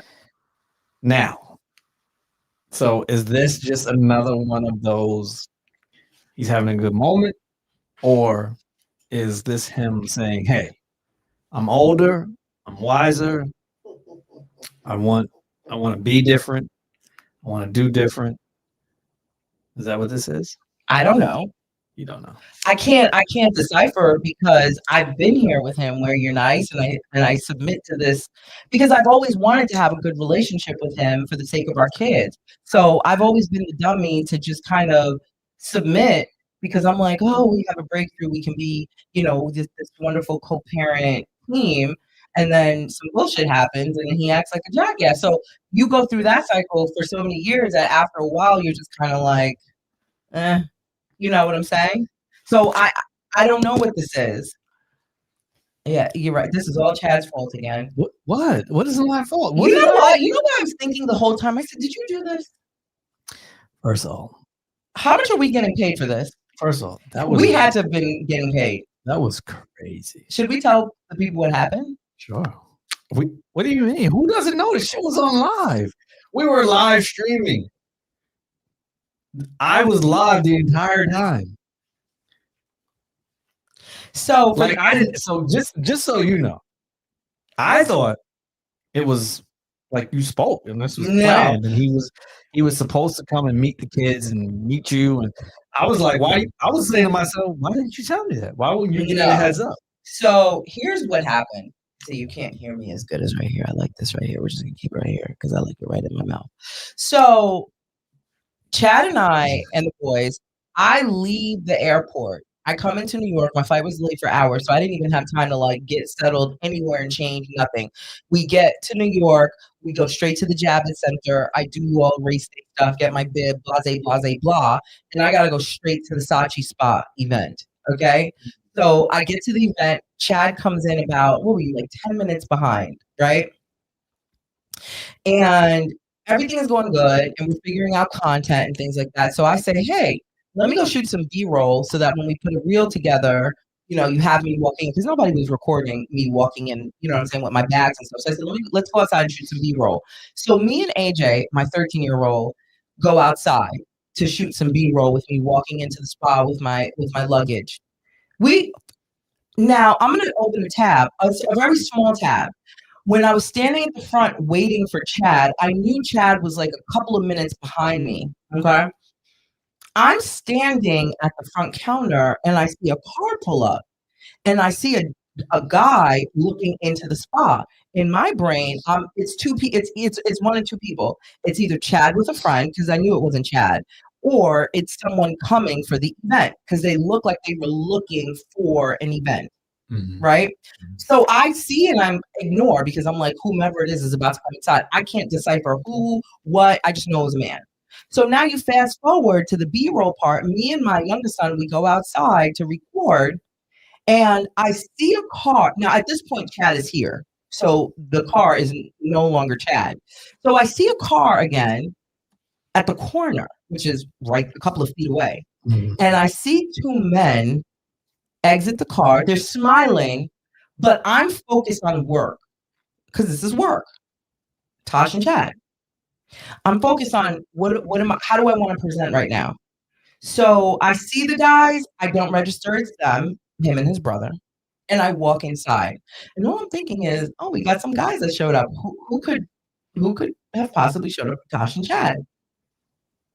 So in my brain, I'm like, the guy looked like my kid's father, though.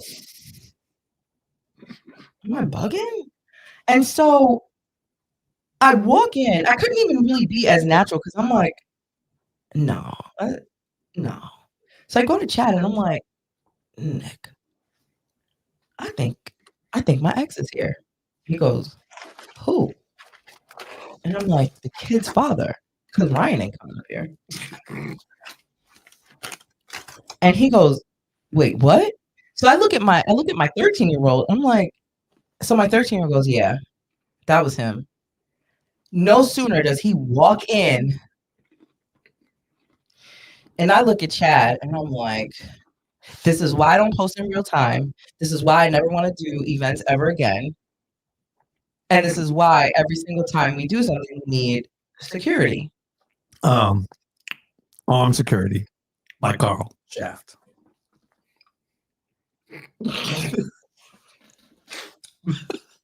Because this is a bullet point. Are you offline or are you still on it? I think I'm off. So you just have me sitting here like this? This is a bullet point. This is a very important bullet point. This is a very important bullet point.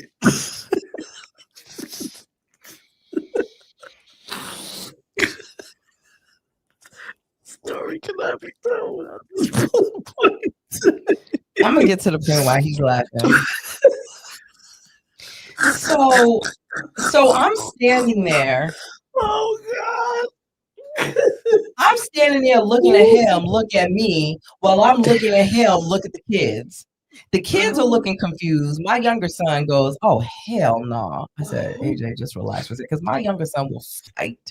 Oh, he don't come over to me and say hi. He don't say nothing. He walks right by me and goes to the only son that's going to greet him. Because AJ is like, oh, hell no.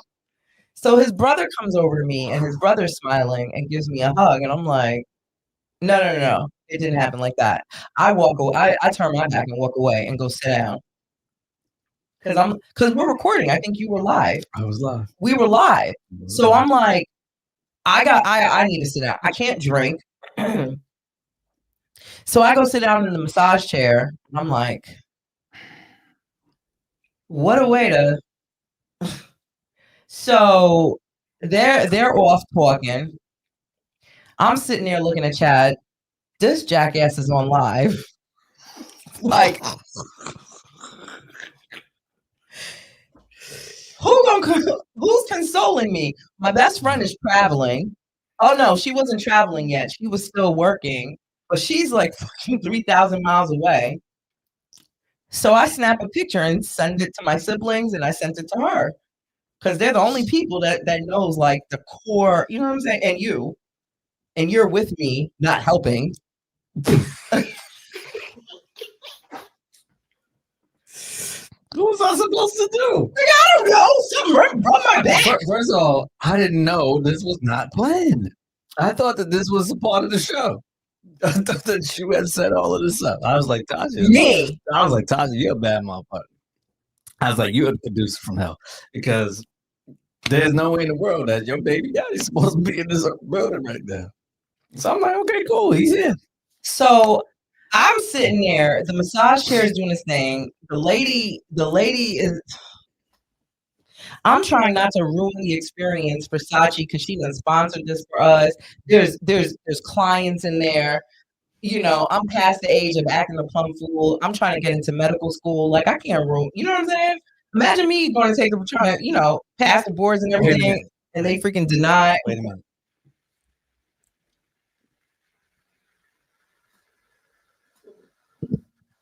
You can't hear nothing. So anyhow, you missed it. No. It was talking.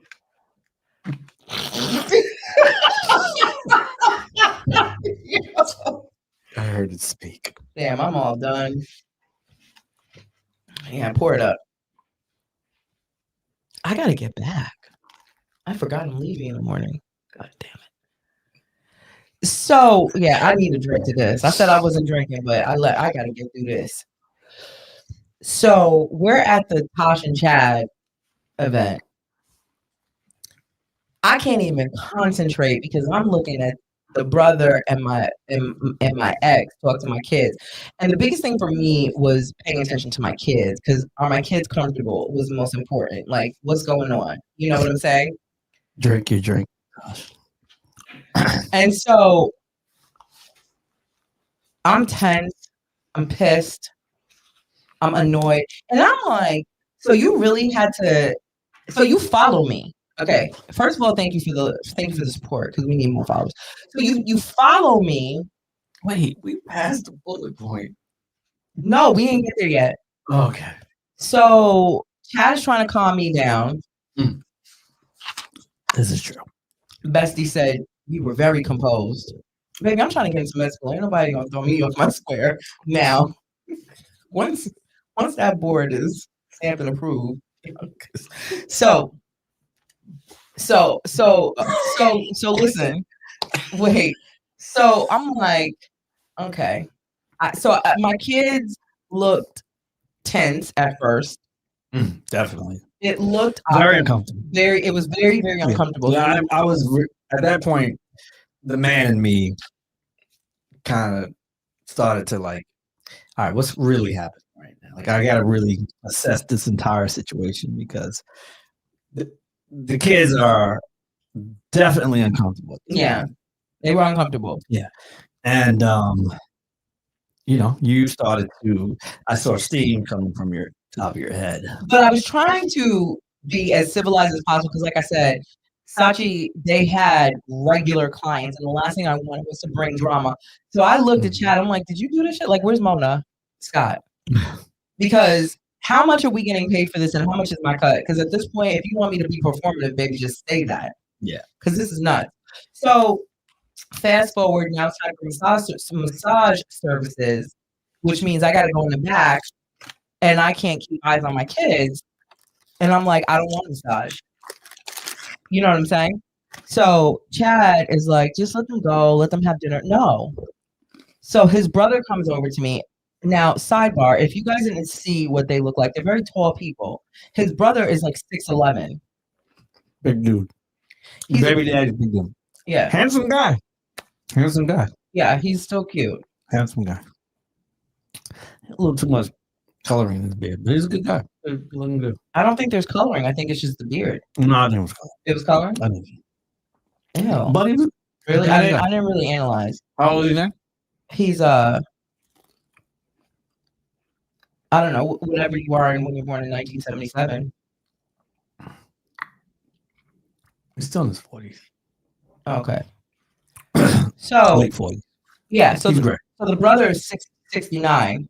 No, 67. No, wait, what am I saying? The brother is 6'11". 6'11". Yeah. The brother's 6'11", Handsome. and my ex is 6'3" and change. He's a handsome motherfucker. The older brother's a handsome motherfucker. Yeah, they both cause problems. Yeah. Everywhere. So I was gonna hook him up with Sachi. Well, I mean, the older brother's married. Oh, he is? Yeah. Oh, he's married. Okay. You know.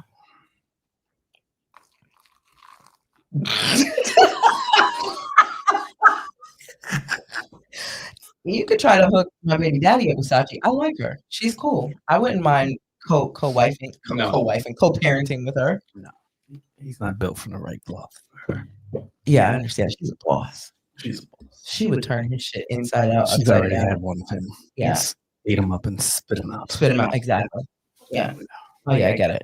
So now Chad is like, gosh, just relax. You know, if the kid, make it happen. You know, I'm all for unity. I'm like, nigga, I'm all for unity too. But if you gotta like spy on my Instagram page and my social media to know where we're at, and you don't say, hey, I see you're coming to New York for the marathon.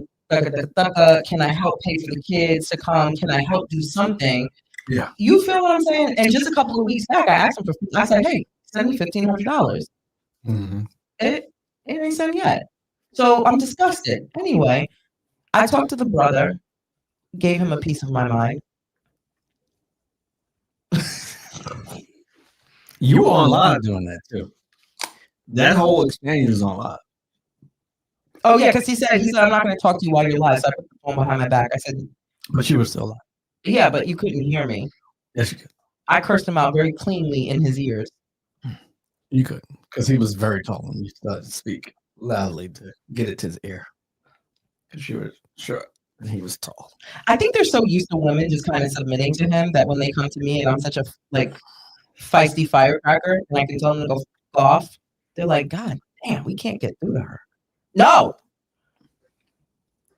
So I let them take the kids. And then I walked outside with my pedicure slippers on that cold Yonkers pavement. You really did. I got a picture. I didn't realize that I didn't even have a jacket on. I had a sleeveless shirt on when I walked out there. I tell you, you were steaming. I was steaming hot. You were steaming hot. Yeah, you took a picture and I saw myself. I said, I didn't even really have clothes on. No. And I wasn't cold. And your face, it was like immediately. Like sometimes, for the most part, you actually feel like you're from LA. But what does that mean? You feel like you live in LA for the most part. But on Saturday, when I took that picture, yeah, you felt like you were from Westchester, Yonkers, Brooklyn, even New Rochelle, Manhattan, money making, yeah, Harlem, I was Brooklyn, I was Queens. in it. You were all things that encumbers New York. I was in it. Yeah. And I didn't really. I was like, all right, you know what? I need to go outside, and I need to get her away from that car. And I had to be a little bit stern. Yeah, he did. Yeah, he was like, girl, yeah. Well, because, the things that they were saying, I'm like, I got a rebuttal for everything you're saying because you're not going to tell me anything that makes sense. And they didn't. And they just kind of got quiet. But then my kids were there. And I'm like, you know what? So I looked at my kids and I said, are you guys okay? And they said, yeah. I said, okay. And I told them, I said, let me tell you niggas something. I'm tracking my kids. I say, you play with me and anything funny happens. And in that moment, armed bodyguard shows up. Because that was my lasting words. This nigga shows up like a fucking, like Batman. SWAT, nigga. Because that's what I was, because at that point, you and Sachi had come outside, like, hey. So as I'm like easing up, my lasting words were play with me if you want to. I'm tracking my kids. And if at any point that joint stops moving, I promise you to God. That's one of the lasting things I said. All that medical school and everything just flew out the window. All that professionalism that I'm like, I gotta stay clean and straight. ABC don't play, Disney don't play, med school don't play. I can't be ghetto up in these streets. Because this is public. You know what I'm saying? Let me tell you something. The way that armed bodyguard showed up. Bro, he pulled up. It was the scene like a cop car. He didn't even. It was ice. It was like ice. He blocked his car into them. If your baby daddy spoke Spanish, he would have been gone that day because that's the way that our bodyguard showed up to this motherfucker. Yo, they would have been gone. Like baby daddy's car is parked like this. Armed bodyguard face in. Yo, he blocked him in like Yo, and he was in security. I don't know if he was coming from work, if he showed up to make a statement. I don't know. Yo, Carl, I don't know if you was on the live and said, "Oh no, I'm coming to the rescue. Shaft is coming." Well, first of all, you put the bat signal out. You do realize you put the bat signal out. You absolutely put the bat signal out. I'm just letting you know. And I'm gonna tell you one thing. No, I didn't. No, you absolutely put the bat signal out. And your man, Batman, armed guard, Carl.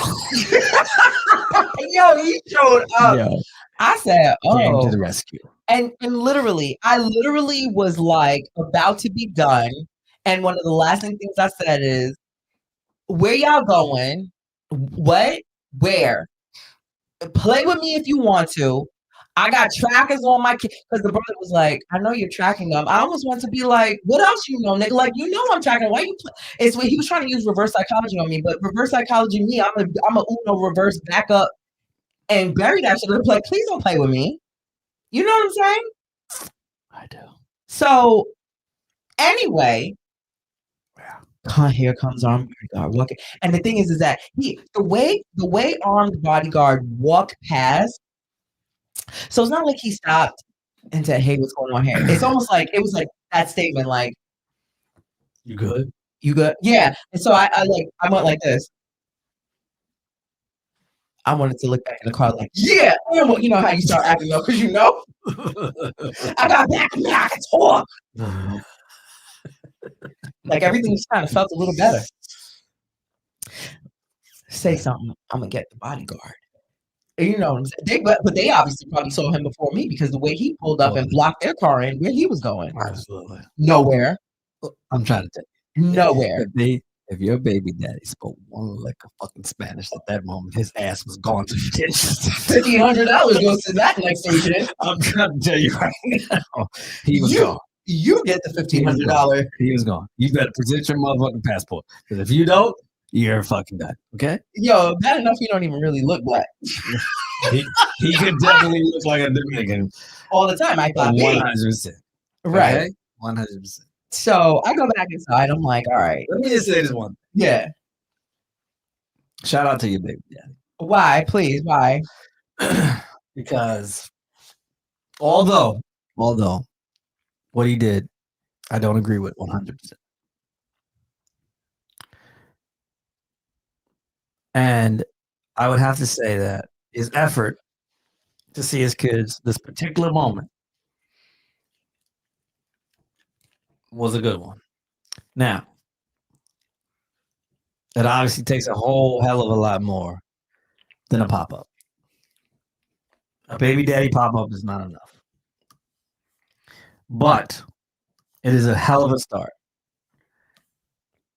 If his level of consistency is a real thing, and his intent is a real thing, then I am rooting for him to deliver to his children at this point, not to you, to his children, what they deserve from him. I'm gonna say this. That's cute and everything, but when you have been through the cycle of personalities with someone, I get it. I don't have an expectation anymore because for 17 years I've been waiting for him to show up. And like I said, I get I'm gonna be sweet and kind to her today, and then next week when this bitch is in my ear and she doesn't want me to spend time with my kids because that means I gotta spend time with the baby mama. I gotta be nasty to the baby mama in order to, you know what I'm saying? No, like, but I can't play that game. No, I know, but you don't have to. And listen, I will tell you this: I would love to have a conversation with him. Call him. No, seriously. Like if he would listen, I would love to sit with him because those boys, right? Those amazing young men that you have raised, still at this very moment deserve their dad. Let me tell you this. I always believe that children deserve a healthy village, right? I don't believe that just because you are their mother or father, they deserve you. They deserve a healthy you. And if you are not healthy, they don't deserve you. They deserve a village. And so when I left because the foundation, which is your home, was not solid. No, I get it. And my biggest problem with him is, and I'm gonna keep it real with everybody, and this is real shit.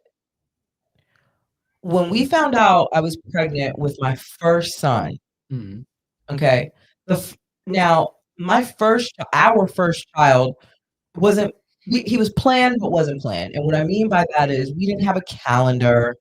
We weren't saying, okay, you're ovulating this day. When you go to the doctor, it was one of those things where we knew what we were doing. We knew the level of intimacy we were entertaining, and we knew the results. You started sucking his balls, and then all of a sudden you were pregnant. I get it. Yeah. Never. I don't suck.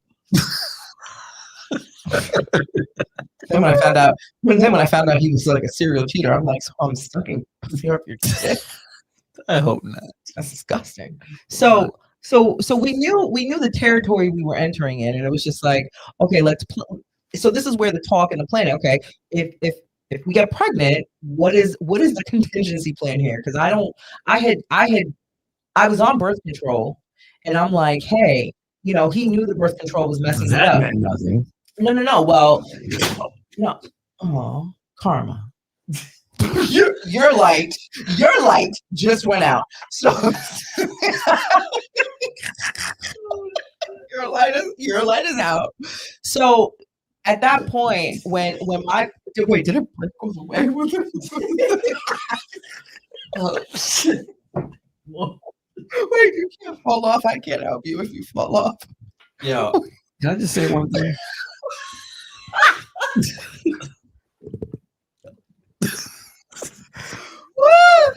Hold on, I am slightly intoxicated, but I do want to say one real thing.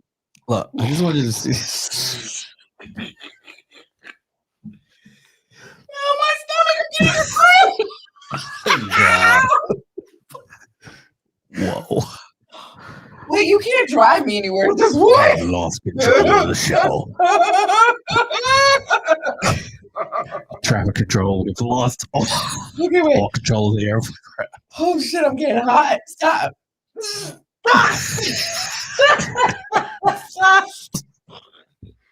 Let me check this. Whoa. All right, go ahead. No, forget it. I just want to say I was in a trade earlier today. There was a what? I was in a trade earlier. In a trade? I was in a trade. I'm looking at it on my phone right now. And I got out of the trade.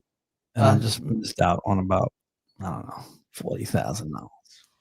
I'm tired of hearing about the money that you just missed out on. Why is my chair sinking?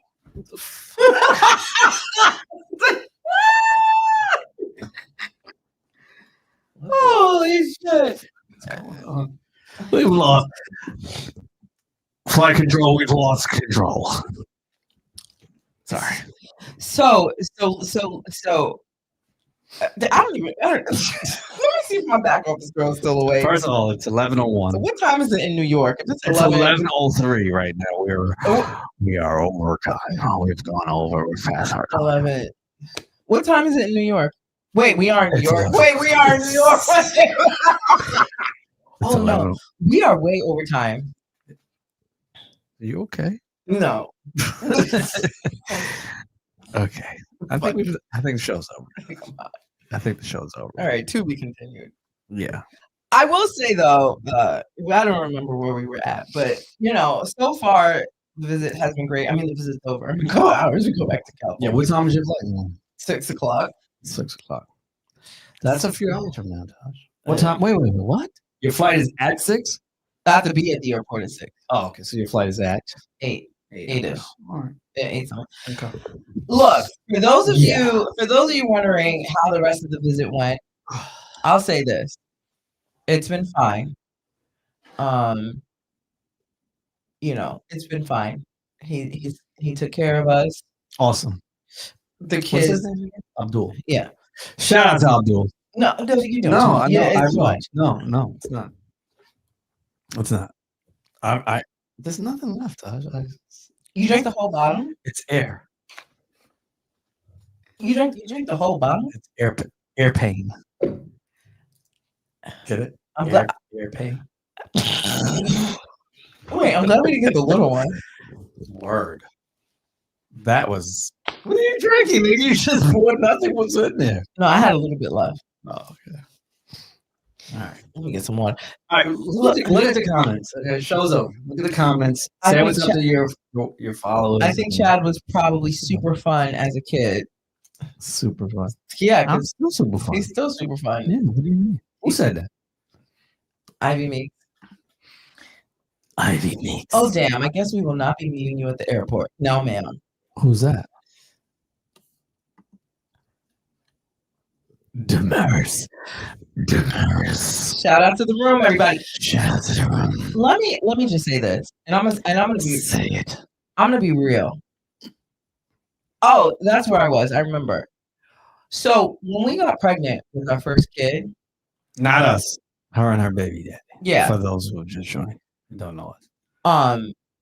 I contemplated an abortion because I said, I had just found out he was cheating. When I found out I was pregnant and I found out he was cheating, like almost at the same time. And I was like, oh, this is weird. I'd never been cheated on before at that point.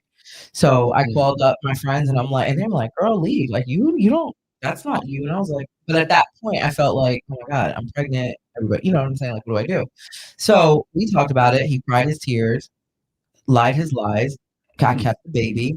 And one of the things I said was, let's work on a contingency plan. Contingency plan. Mm-hmm.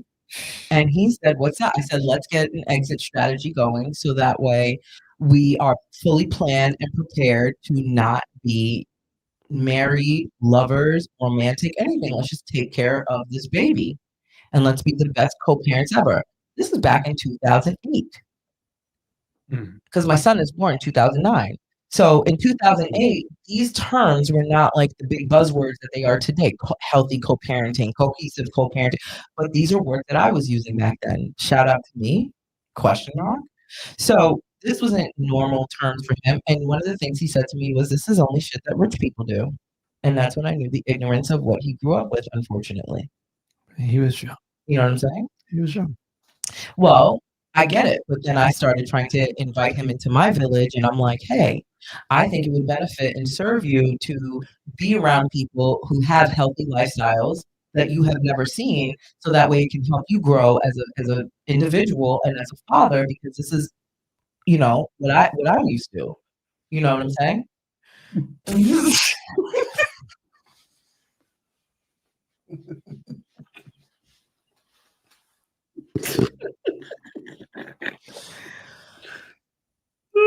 This fucking story. We. I think it's time to go. I think we put on the hell of.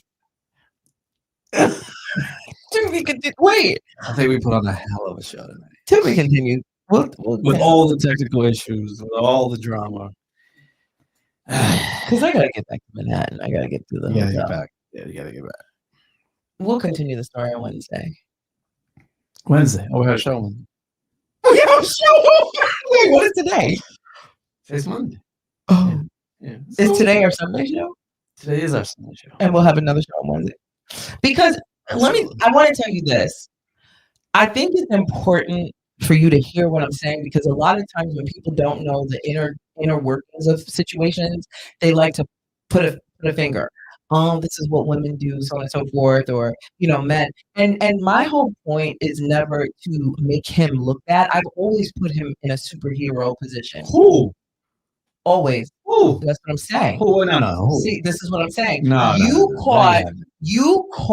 That's not a true statement. No, it is a very true statement. Let me tell you why. Always would mean when we heard. No, you caught the after effects of his bullshit that I had to deal with. To where when you came in, he was already bullshit. When you resurfaced back in my life, I was to the point of stopping the whole make him look good, put him on a pedestal. There was a point where I always made sure I put him on a pedestal. I never talked bad about him. You know what I'm saying? Like, I always spoke proper. But then I stopped protecting him because I'm like, are you know what I'm saying? Are you protecting me? You're out here dragging my name. Well, facts. Two can play that game according to Vivica and Morris. So it's complicated. Well, here, look. The thing is that people always point fingers at the person who seems angry or disheveled or hurt. You know what I'm saying? He's hurt. And it's like, if you don't know the story on how we got here, so the point is never to make it. The point was always to be healthy co-parents. I even suggested 17 and a half years ago, let's find an apartment where we could be like damn near next door neighbors, or you live on one floor, I live on the next, so that the kids can be in their pajamas going back and forth, and we just live our life separately. No, I want to be with you. Baby, baby, please. So when you submit to that for 15 years, well, I left when the oldest one was 7. So when you submit to that for 10 years, you're kind of like, So when you ask me now, how do you feel now? I don't feel the way because I'm grateful for the things that he's done to make me and the kids feel comfortable. But I can't fully be like, oh my God, yeah, you know what? Maybe this is it. No, because I've played that game. I've been away from him for 9 years. I'm in my 9th anniversary. I left him 9 years ago. You know how many song and dances I've played with him since then?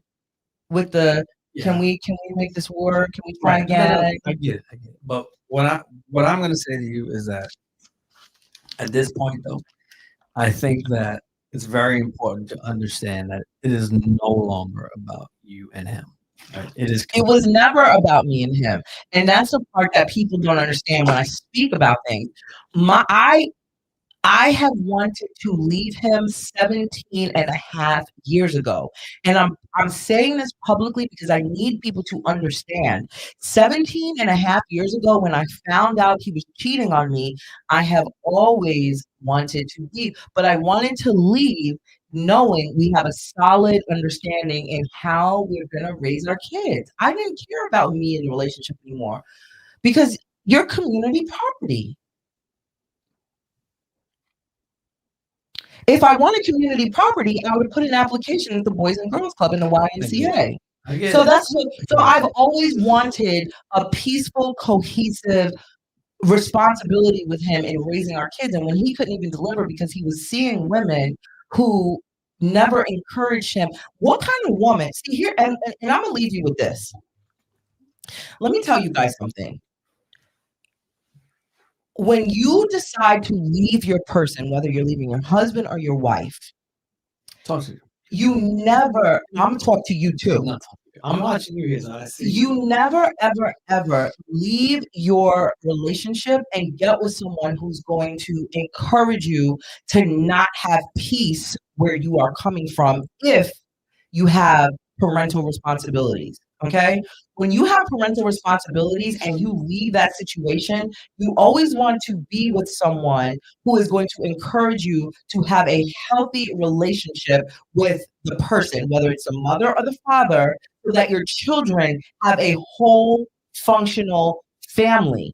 If this is going to be the person you marry or be in a long-term relationship with, the foundation of what you set for yourself is what your children grow up. And I've told him this for 17. I've tried to leave multiple times, and people don't understand that. People look at me and think, oh, Tash is still emotionally wrapped up in him and she loves him. Of course I loved him. Of course I did. I probably still love him because even today I called my uncle who's a doctor to fucking help him with something. I would think that's an act of love. Now I won't publicly say that, like I love him. But at the end of the day, if something were to happen to me, who do you think the people are going to call? They're going to call him first because he is the father of the kids. I would want him to be healthy. If something happens to me and I drop dead and he drops dead, then my kids are orphans. So I never wanted this kind of a relationship with him. I never wanted to be estranged. Nothing. Nobody benefits from that. He missed out on 10 years of raising his kids because I've been in LA for 9 years. The year before he was busy chasing tail. Well, all the years before he was busy chasing tail. So even when we were living in the house together, he was so focused on cheating and chasing tail that he wasn't focused on being a parent. And I would drill that in him. You are so busy chasing these women and listening to these women and being nasty to the woman that is taking care of your children. So when he would get with this woman and that woman, things like that, I can't, you know what I'm saying? I can't focus on anything past you're with women who don't encourage you to have a healthy, responsible relationship with the family you created. And it's not about a romantic, I've been finished with this romantic relationship with him since 2015. We're in 2025, that's 10 years. Now, when I talked to him about, because we talked about having more kids, it didn't happen. We have 2. We said we wanted 4 or 6. So then there was a point where I said, well, shoot that thing in an injector. And he goes, well, what about making it, work between us again? I said, no, buddy, this is in 2021. And you want to know what happened? He came to visit us in 2021. And as soon as he got back to New York, my phone gets buzzed off with a bunch of anonymous phone calls from the woman he was with at that time. How can I take him seriously? And then, so the thing is that in order for him to stay in these relationships with these women, he has to treat me like shit because so let me tell you all this. What happens is when we start to be cool and I start sending him pictures of the kids and I start to send him grades and I start communicate because I'm gonna communicate.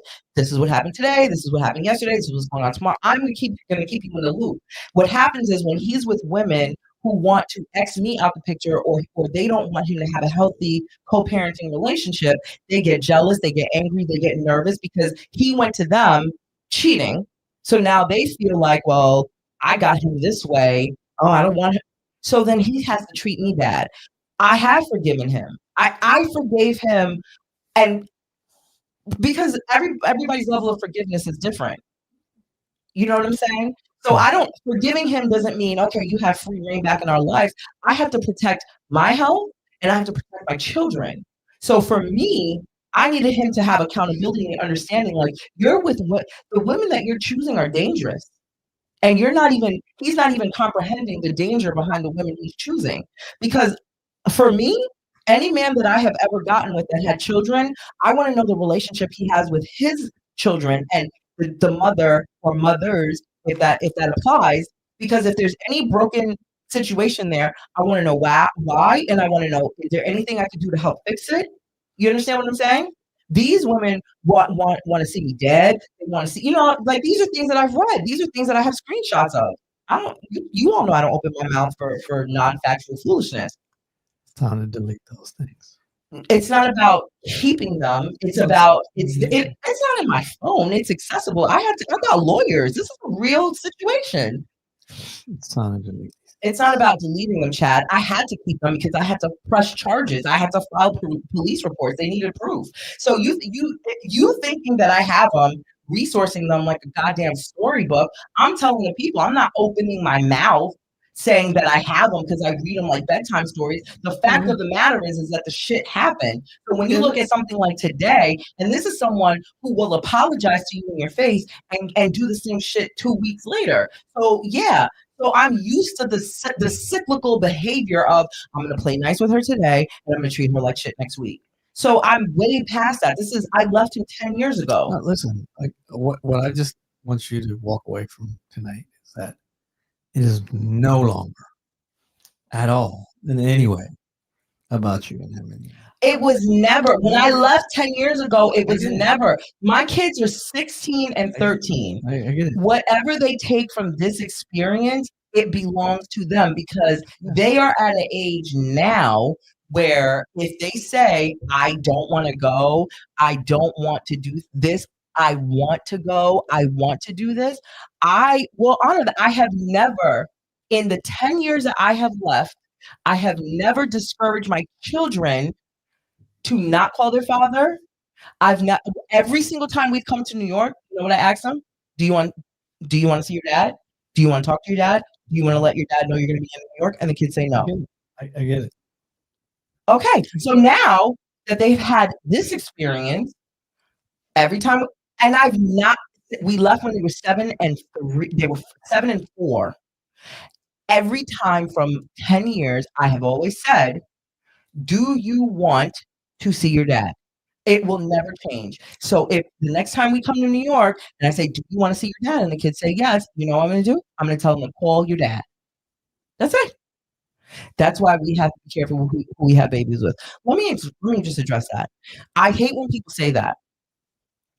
Because do you think that 17 and a half years ago, I looked at this man and said, "You're going to be a horrible father."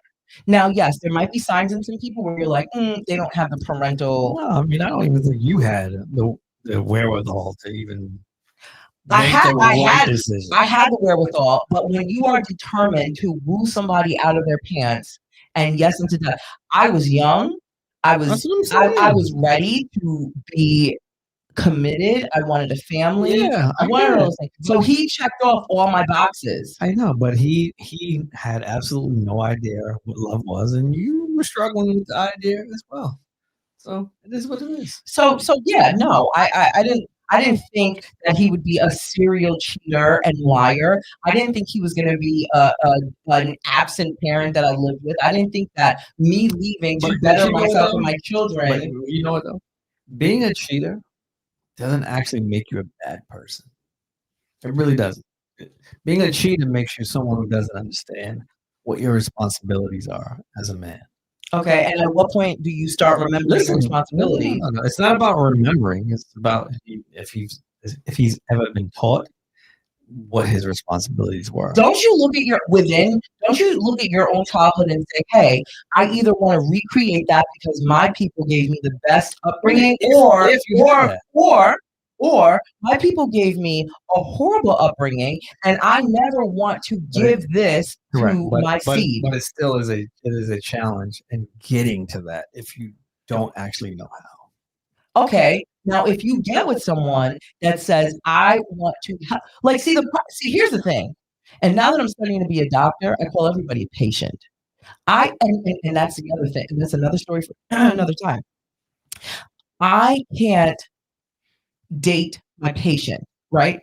So all that time being in a relationship with him, it's almost like I'm mothering you because you talk about the absence of what you were missing from your mother. So I'm over here mothering you.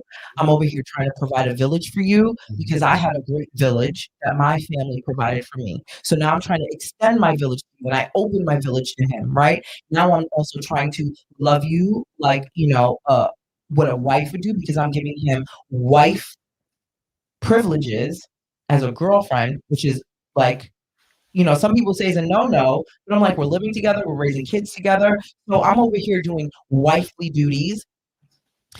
After a point, and then he's like, oh, our intimacy is low. Well, after I know that you had sex with all these other women, I'm not necessarily running home to have sex with you because that's in my mind of how many vaginas you've had for the week. But I'm also exhausted from trying to raise you. 100%, I get it. Do you know what I'm saying? After I nursed one kid, cleaned boogers off the other kid, I think it's it's a lot. It is a lot, and there's a lot of communication and lack of ability to conflict resolute, and it is what it is, right? Again, does not make it okay. It just is what it is. And you both are either in a place to deal with it properly or learn how to deal with it properly or not. And I'm sure you guys never, ever step foot in therapy. Yeah, we did. So I grew up going to therapy. I come from a family. Your ass is crazy. I understand why Therapy isn't for crazy people. That's a stigma. That's why. Yeah, well, that's why. Okay, so that's why the numbers. It's only later in life that we realize that therapy would be good for normal people. Black people. But most from the start of time, when therapists were invented, it was to take care of lunatics. How are you going to tell me that studying psychiatry that's what it's for? No, that's a stigma with Black people and Black men. That right there, that's the problem. So I went to therapy individually, and then I invited him to do couples therapy. What does he do for you? I don't even fucking know anymore. Okay, so all right. I don't know what he does. No, I think this conversation's over. Well, when I met him, he was in the finance industry. I don't know what finance is in pharmaceutical.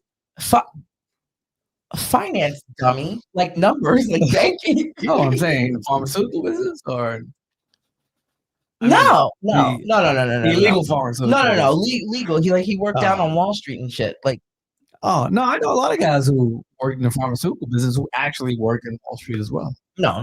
He's a straight. Okay. Yeah, none of that. Well, yeah. So no. Anyhow, does he have colleagues? Let me tell you something. There was a point where he was fucking his boss. Go get him, my man. I mean, what's his name? Armando. What's his name again?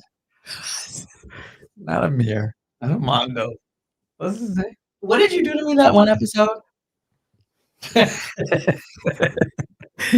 Wait, what's his name again? I'm not. Armando? You figure it out. No. No. Abdul? How do you get Armando from Abdul? That's close. It is? Armando and Abdul? Is that the liquor? It's possible. Do you need me to drive you home? No, I'm not. I'm going to stay here in the studio. You want to come home with me? No. You won't undress me like your baby daddy did you. No. How about we never say that again? Exactly. How about we never say that again? I don't know. His situation might be upset that he saw me. So I hope you're watching, bitch. Fuck you. Wow. All right, listen. It is 11:28. It's time to go. 2.5 hours. Been on it. Okay, everybody. Bye. Guys, we've had an amazing time. Wait, is that? No? No. That's not. No. Oh, okay. I don't understand why you didn't get or don't child support if he had or had it. I don't know if you're new here or not, but I have tried to do the whole child support situation, but filing child support in LA has not been the easiest all these years at all. And it gets to a point, you know what I'm saying? Like it gets to a point where you're like, I can't be back and forth in these courts trying to figure out your system. I got to go to work because I'm the only one working and paying for things. So eventually it stopped. Then when I went and applied for assistance one year, they were like, "Oh, we'll do it for you," and that never happened. So it's one of those things where it's a real pain in the ass. But I filed the paperwork and maybe one day when I'm like, I was gonna say 40. Isn't that crazy? I'm 40 now. Maybe one day when I'm 60. No good. Your eyes are all good now. They're all good now. I gotta go. All right. Chad, my back. Can you dig in my back? No, I don't dig in backs. Okay, no, not if my guest. I don't dig backs. Your guest? Who's the guest? You're my guest. I'm not your guest. I'm your co-host. Oh, I don't definitely dig in backs of my co-host. I just need you to just make right there. No, it's so good. no. Sorry. You could just see me hurt and wouldn't even touch me. I didn't say that. I would call Sachi. You're a jackass. I would call Sachi. At this point, Sachi. at this point, just call me baby daddy. Or your baby daddy. I think he did a great job this weekend. He took care of you. Yeah, he did. I will listen. I've never not admitted his shit, good or bad. He took care of us. Shout out to the BD. Now, if he don't bring my kids back to that hotel so I can make my flight, then I'm gonna have to whoop whoop. He will be there. Oh, all right. All right, bye. Shout out to everybody who shout out to the room hung out with us tonight on this very special edition of the Tash and Chad show. I'll give you in person with the actual Tash. Is right here. It's not a split screen. The actual Tash. All through the night. Actual Chad. If you want it tonight, I'll give you the. Ow! It hit me in that cheek. Gross. I'll never speak to you like that again. Don't ever touch me. Don't touch me. I left it. What else? I mean, again. Oh yeah, the Metro North starts on. I gotta get her back to the city. Okay, we're going. It's a wrap. Let's call the cars. Shout out again to everybody who tuned in tonight, who've been following us all weekend. who has been with us from the very, very beginning as well. I forgot we were far. Damn, this is our last show. This is our last in-person for now. Okay. Hopefully, we'll be able to do at least once. One of these a month would be really cool if we can, Yeah, we could do that. But again, we thank you for being here with us and pushing us along on this journey. And without you guys, this thing is, dead in the street. So we definitely appreciate you all for participating. Again, as they say on this side of town, like, subscribe, and share. Very important. It's very important. It helps the algorithm even more so on YouTube than on IG. So if you haven't hit the like button, it is free. Like, you literally can just go right now, just hit the like button. If you haven't subscribed, hit the subscribe button.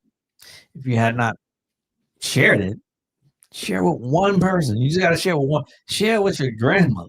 Share with your mother. Share with your brother. Share with your sister. Share it with your auntie. Share it with your grandpa. Just share it. Okay? That's all we have. Just share it. One big honor and mention is to my co-host sitting right next to me, Natasha Simona, for running and doing that thing in that New York City Marathon. You did it. We are proud of you. You have exceeded our expectations. Not that we didn't think you couldn't do it, but we knew at one moment it was a struggle for you, and you did do it. So again, we would have been proud of you if you stopped at mile 9, at 10, 11, 12, 13, 14, 15, 16, 17, 18, 19, 20, 21, 22, 23, 24, 25. But you took this mother sucker all the way to 26.2 miles to the finish. Now, don't fuck up the rest of your team. Okay? Because you only got a few left. You only got a few left. Let's not fuck those up. Okay. But again, we are proud of you. I'm proud to, even be able to say I know somebody, because I would honestly have to say other than Fitty. Witty. 50? You mean? No, not Fitty. Yeah, but I didn't want to say it. Schmitty. Than him. Sean is the only. Well, him you are the only other person that I personally know was actually run and finished the New York City Marathon. Thank you, Chad. So I commend you. I'm proud to even call you my friend and say that I know somebody who's done it and can tell me the story. And I think that's just super cool. And I hope your kids, I know your kids, I know they're absolutely proud of you. I know that every single one of your supporters and followers are proud of you. And I think that you just did something amazing. So shout out to you. Wonder Twin Power, deactivate. Yeah. I think almost cried the last show we did. Yeah. Really? I did. Oh, this is a better one. This is a better one. Now I really don't want to leave. You want to be able to come here once a week to do this, don't you? No. Qué linda. You smell really good. 12:19. I don't understand that. 12:19. 12:19. Okay. Yeah, we got it. All right, y'all. We appreciate y'all. Congratulations, Tash. Thank you, everybody. We gotta go. Yeah, we gotta go. All right. We did it. We did exactly what we said we were gonna do all weekend. Shout out to Sachi for sponsoring this weekend and your time here. And they are an amazing place to go and visit. If you are in the Yonkers area, if you're in the New York City area, it's worth traveling to Yonkers to go to Sachi Spa. Their IG is Sachi VIP. That's SACHI VIP. Yes. And they're at 50 Warburton Avenue in Yes, Yonkers. there is a winner. We picked a winner. We have it on video as well. We put the video up tomorrow, and there's a winner for the Pamper Me package. Oh yeah, we'll talk about that on Wednesday show. Yeah, we'll talk about that on Wednesday show. We'll put it up tomorrow, and we'll talk about it on Wednesday. Yes. And on that note, everybody, shout out to the room. Shout out to the room. Chad. As we do around this time, love and light. Good night. Bye, everybody. Peace, y'all. We love y'all. Thank y'all. Peace. That was nice.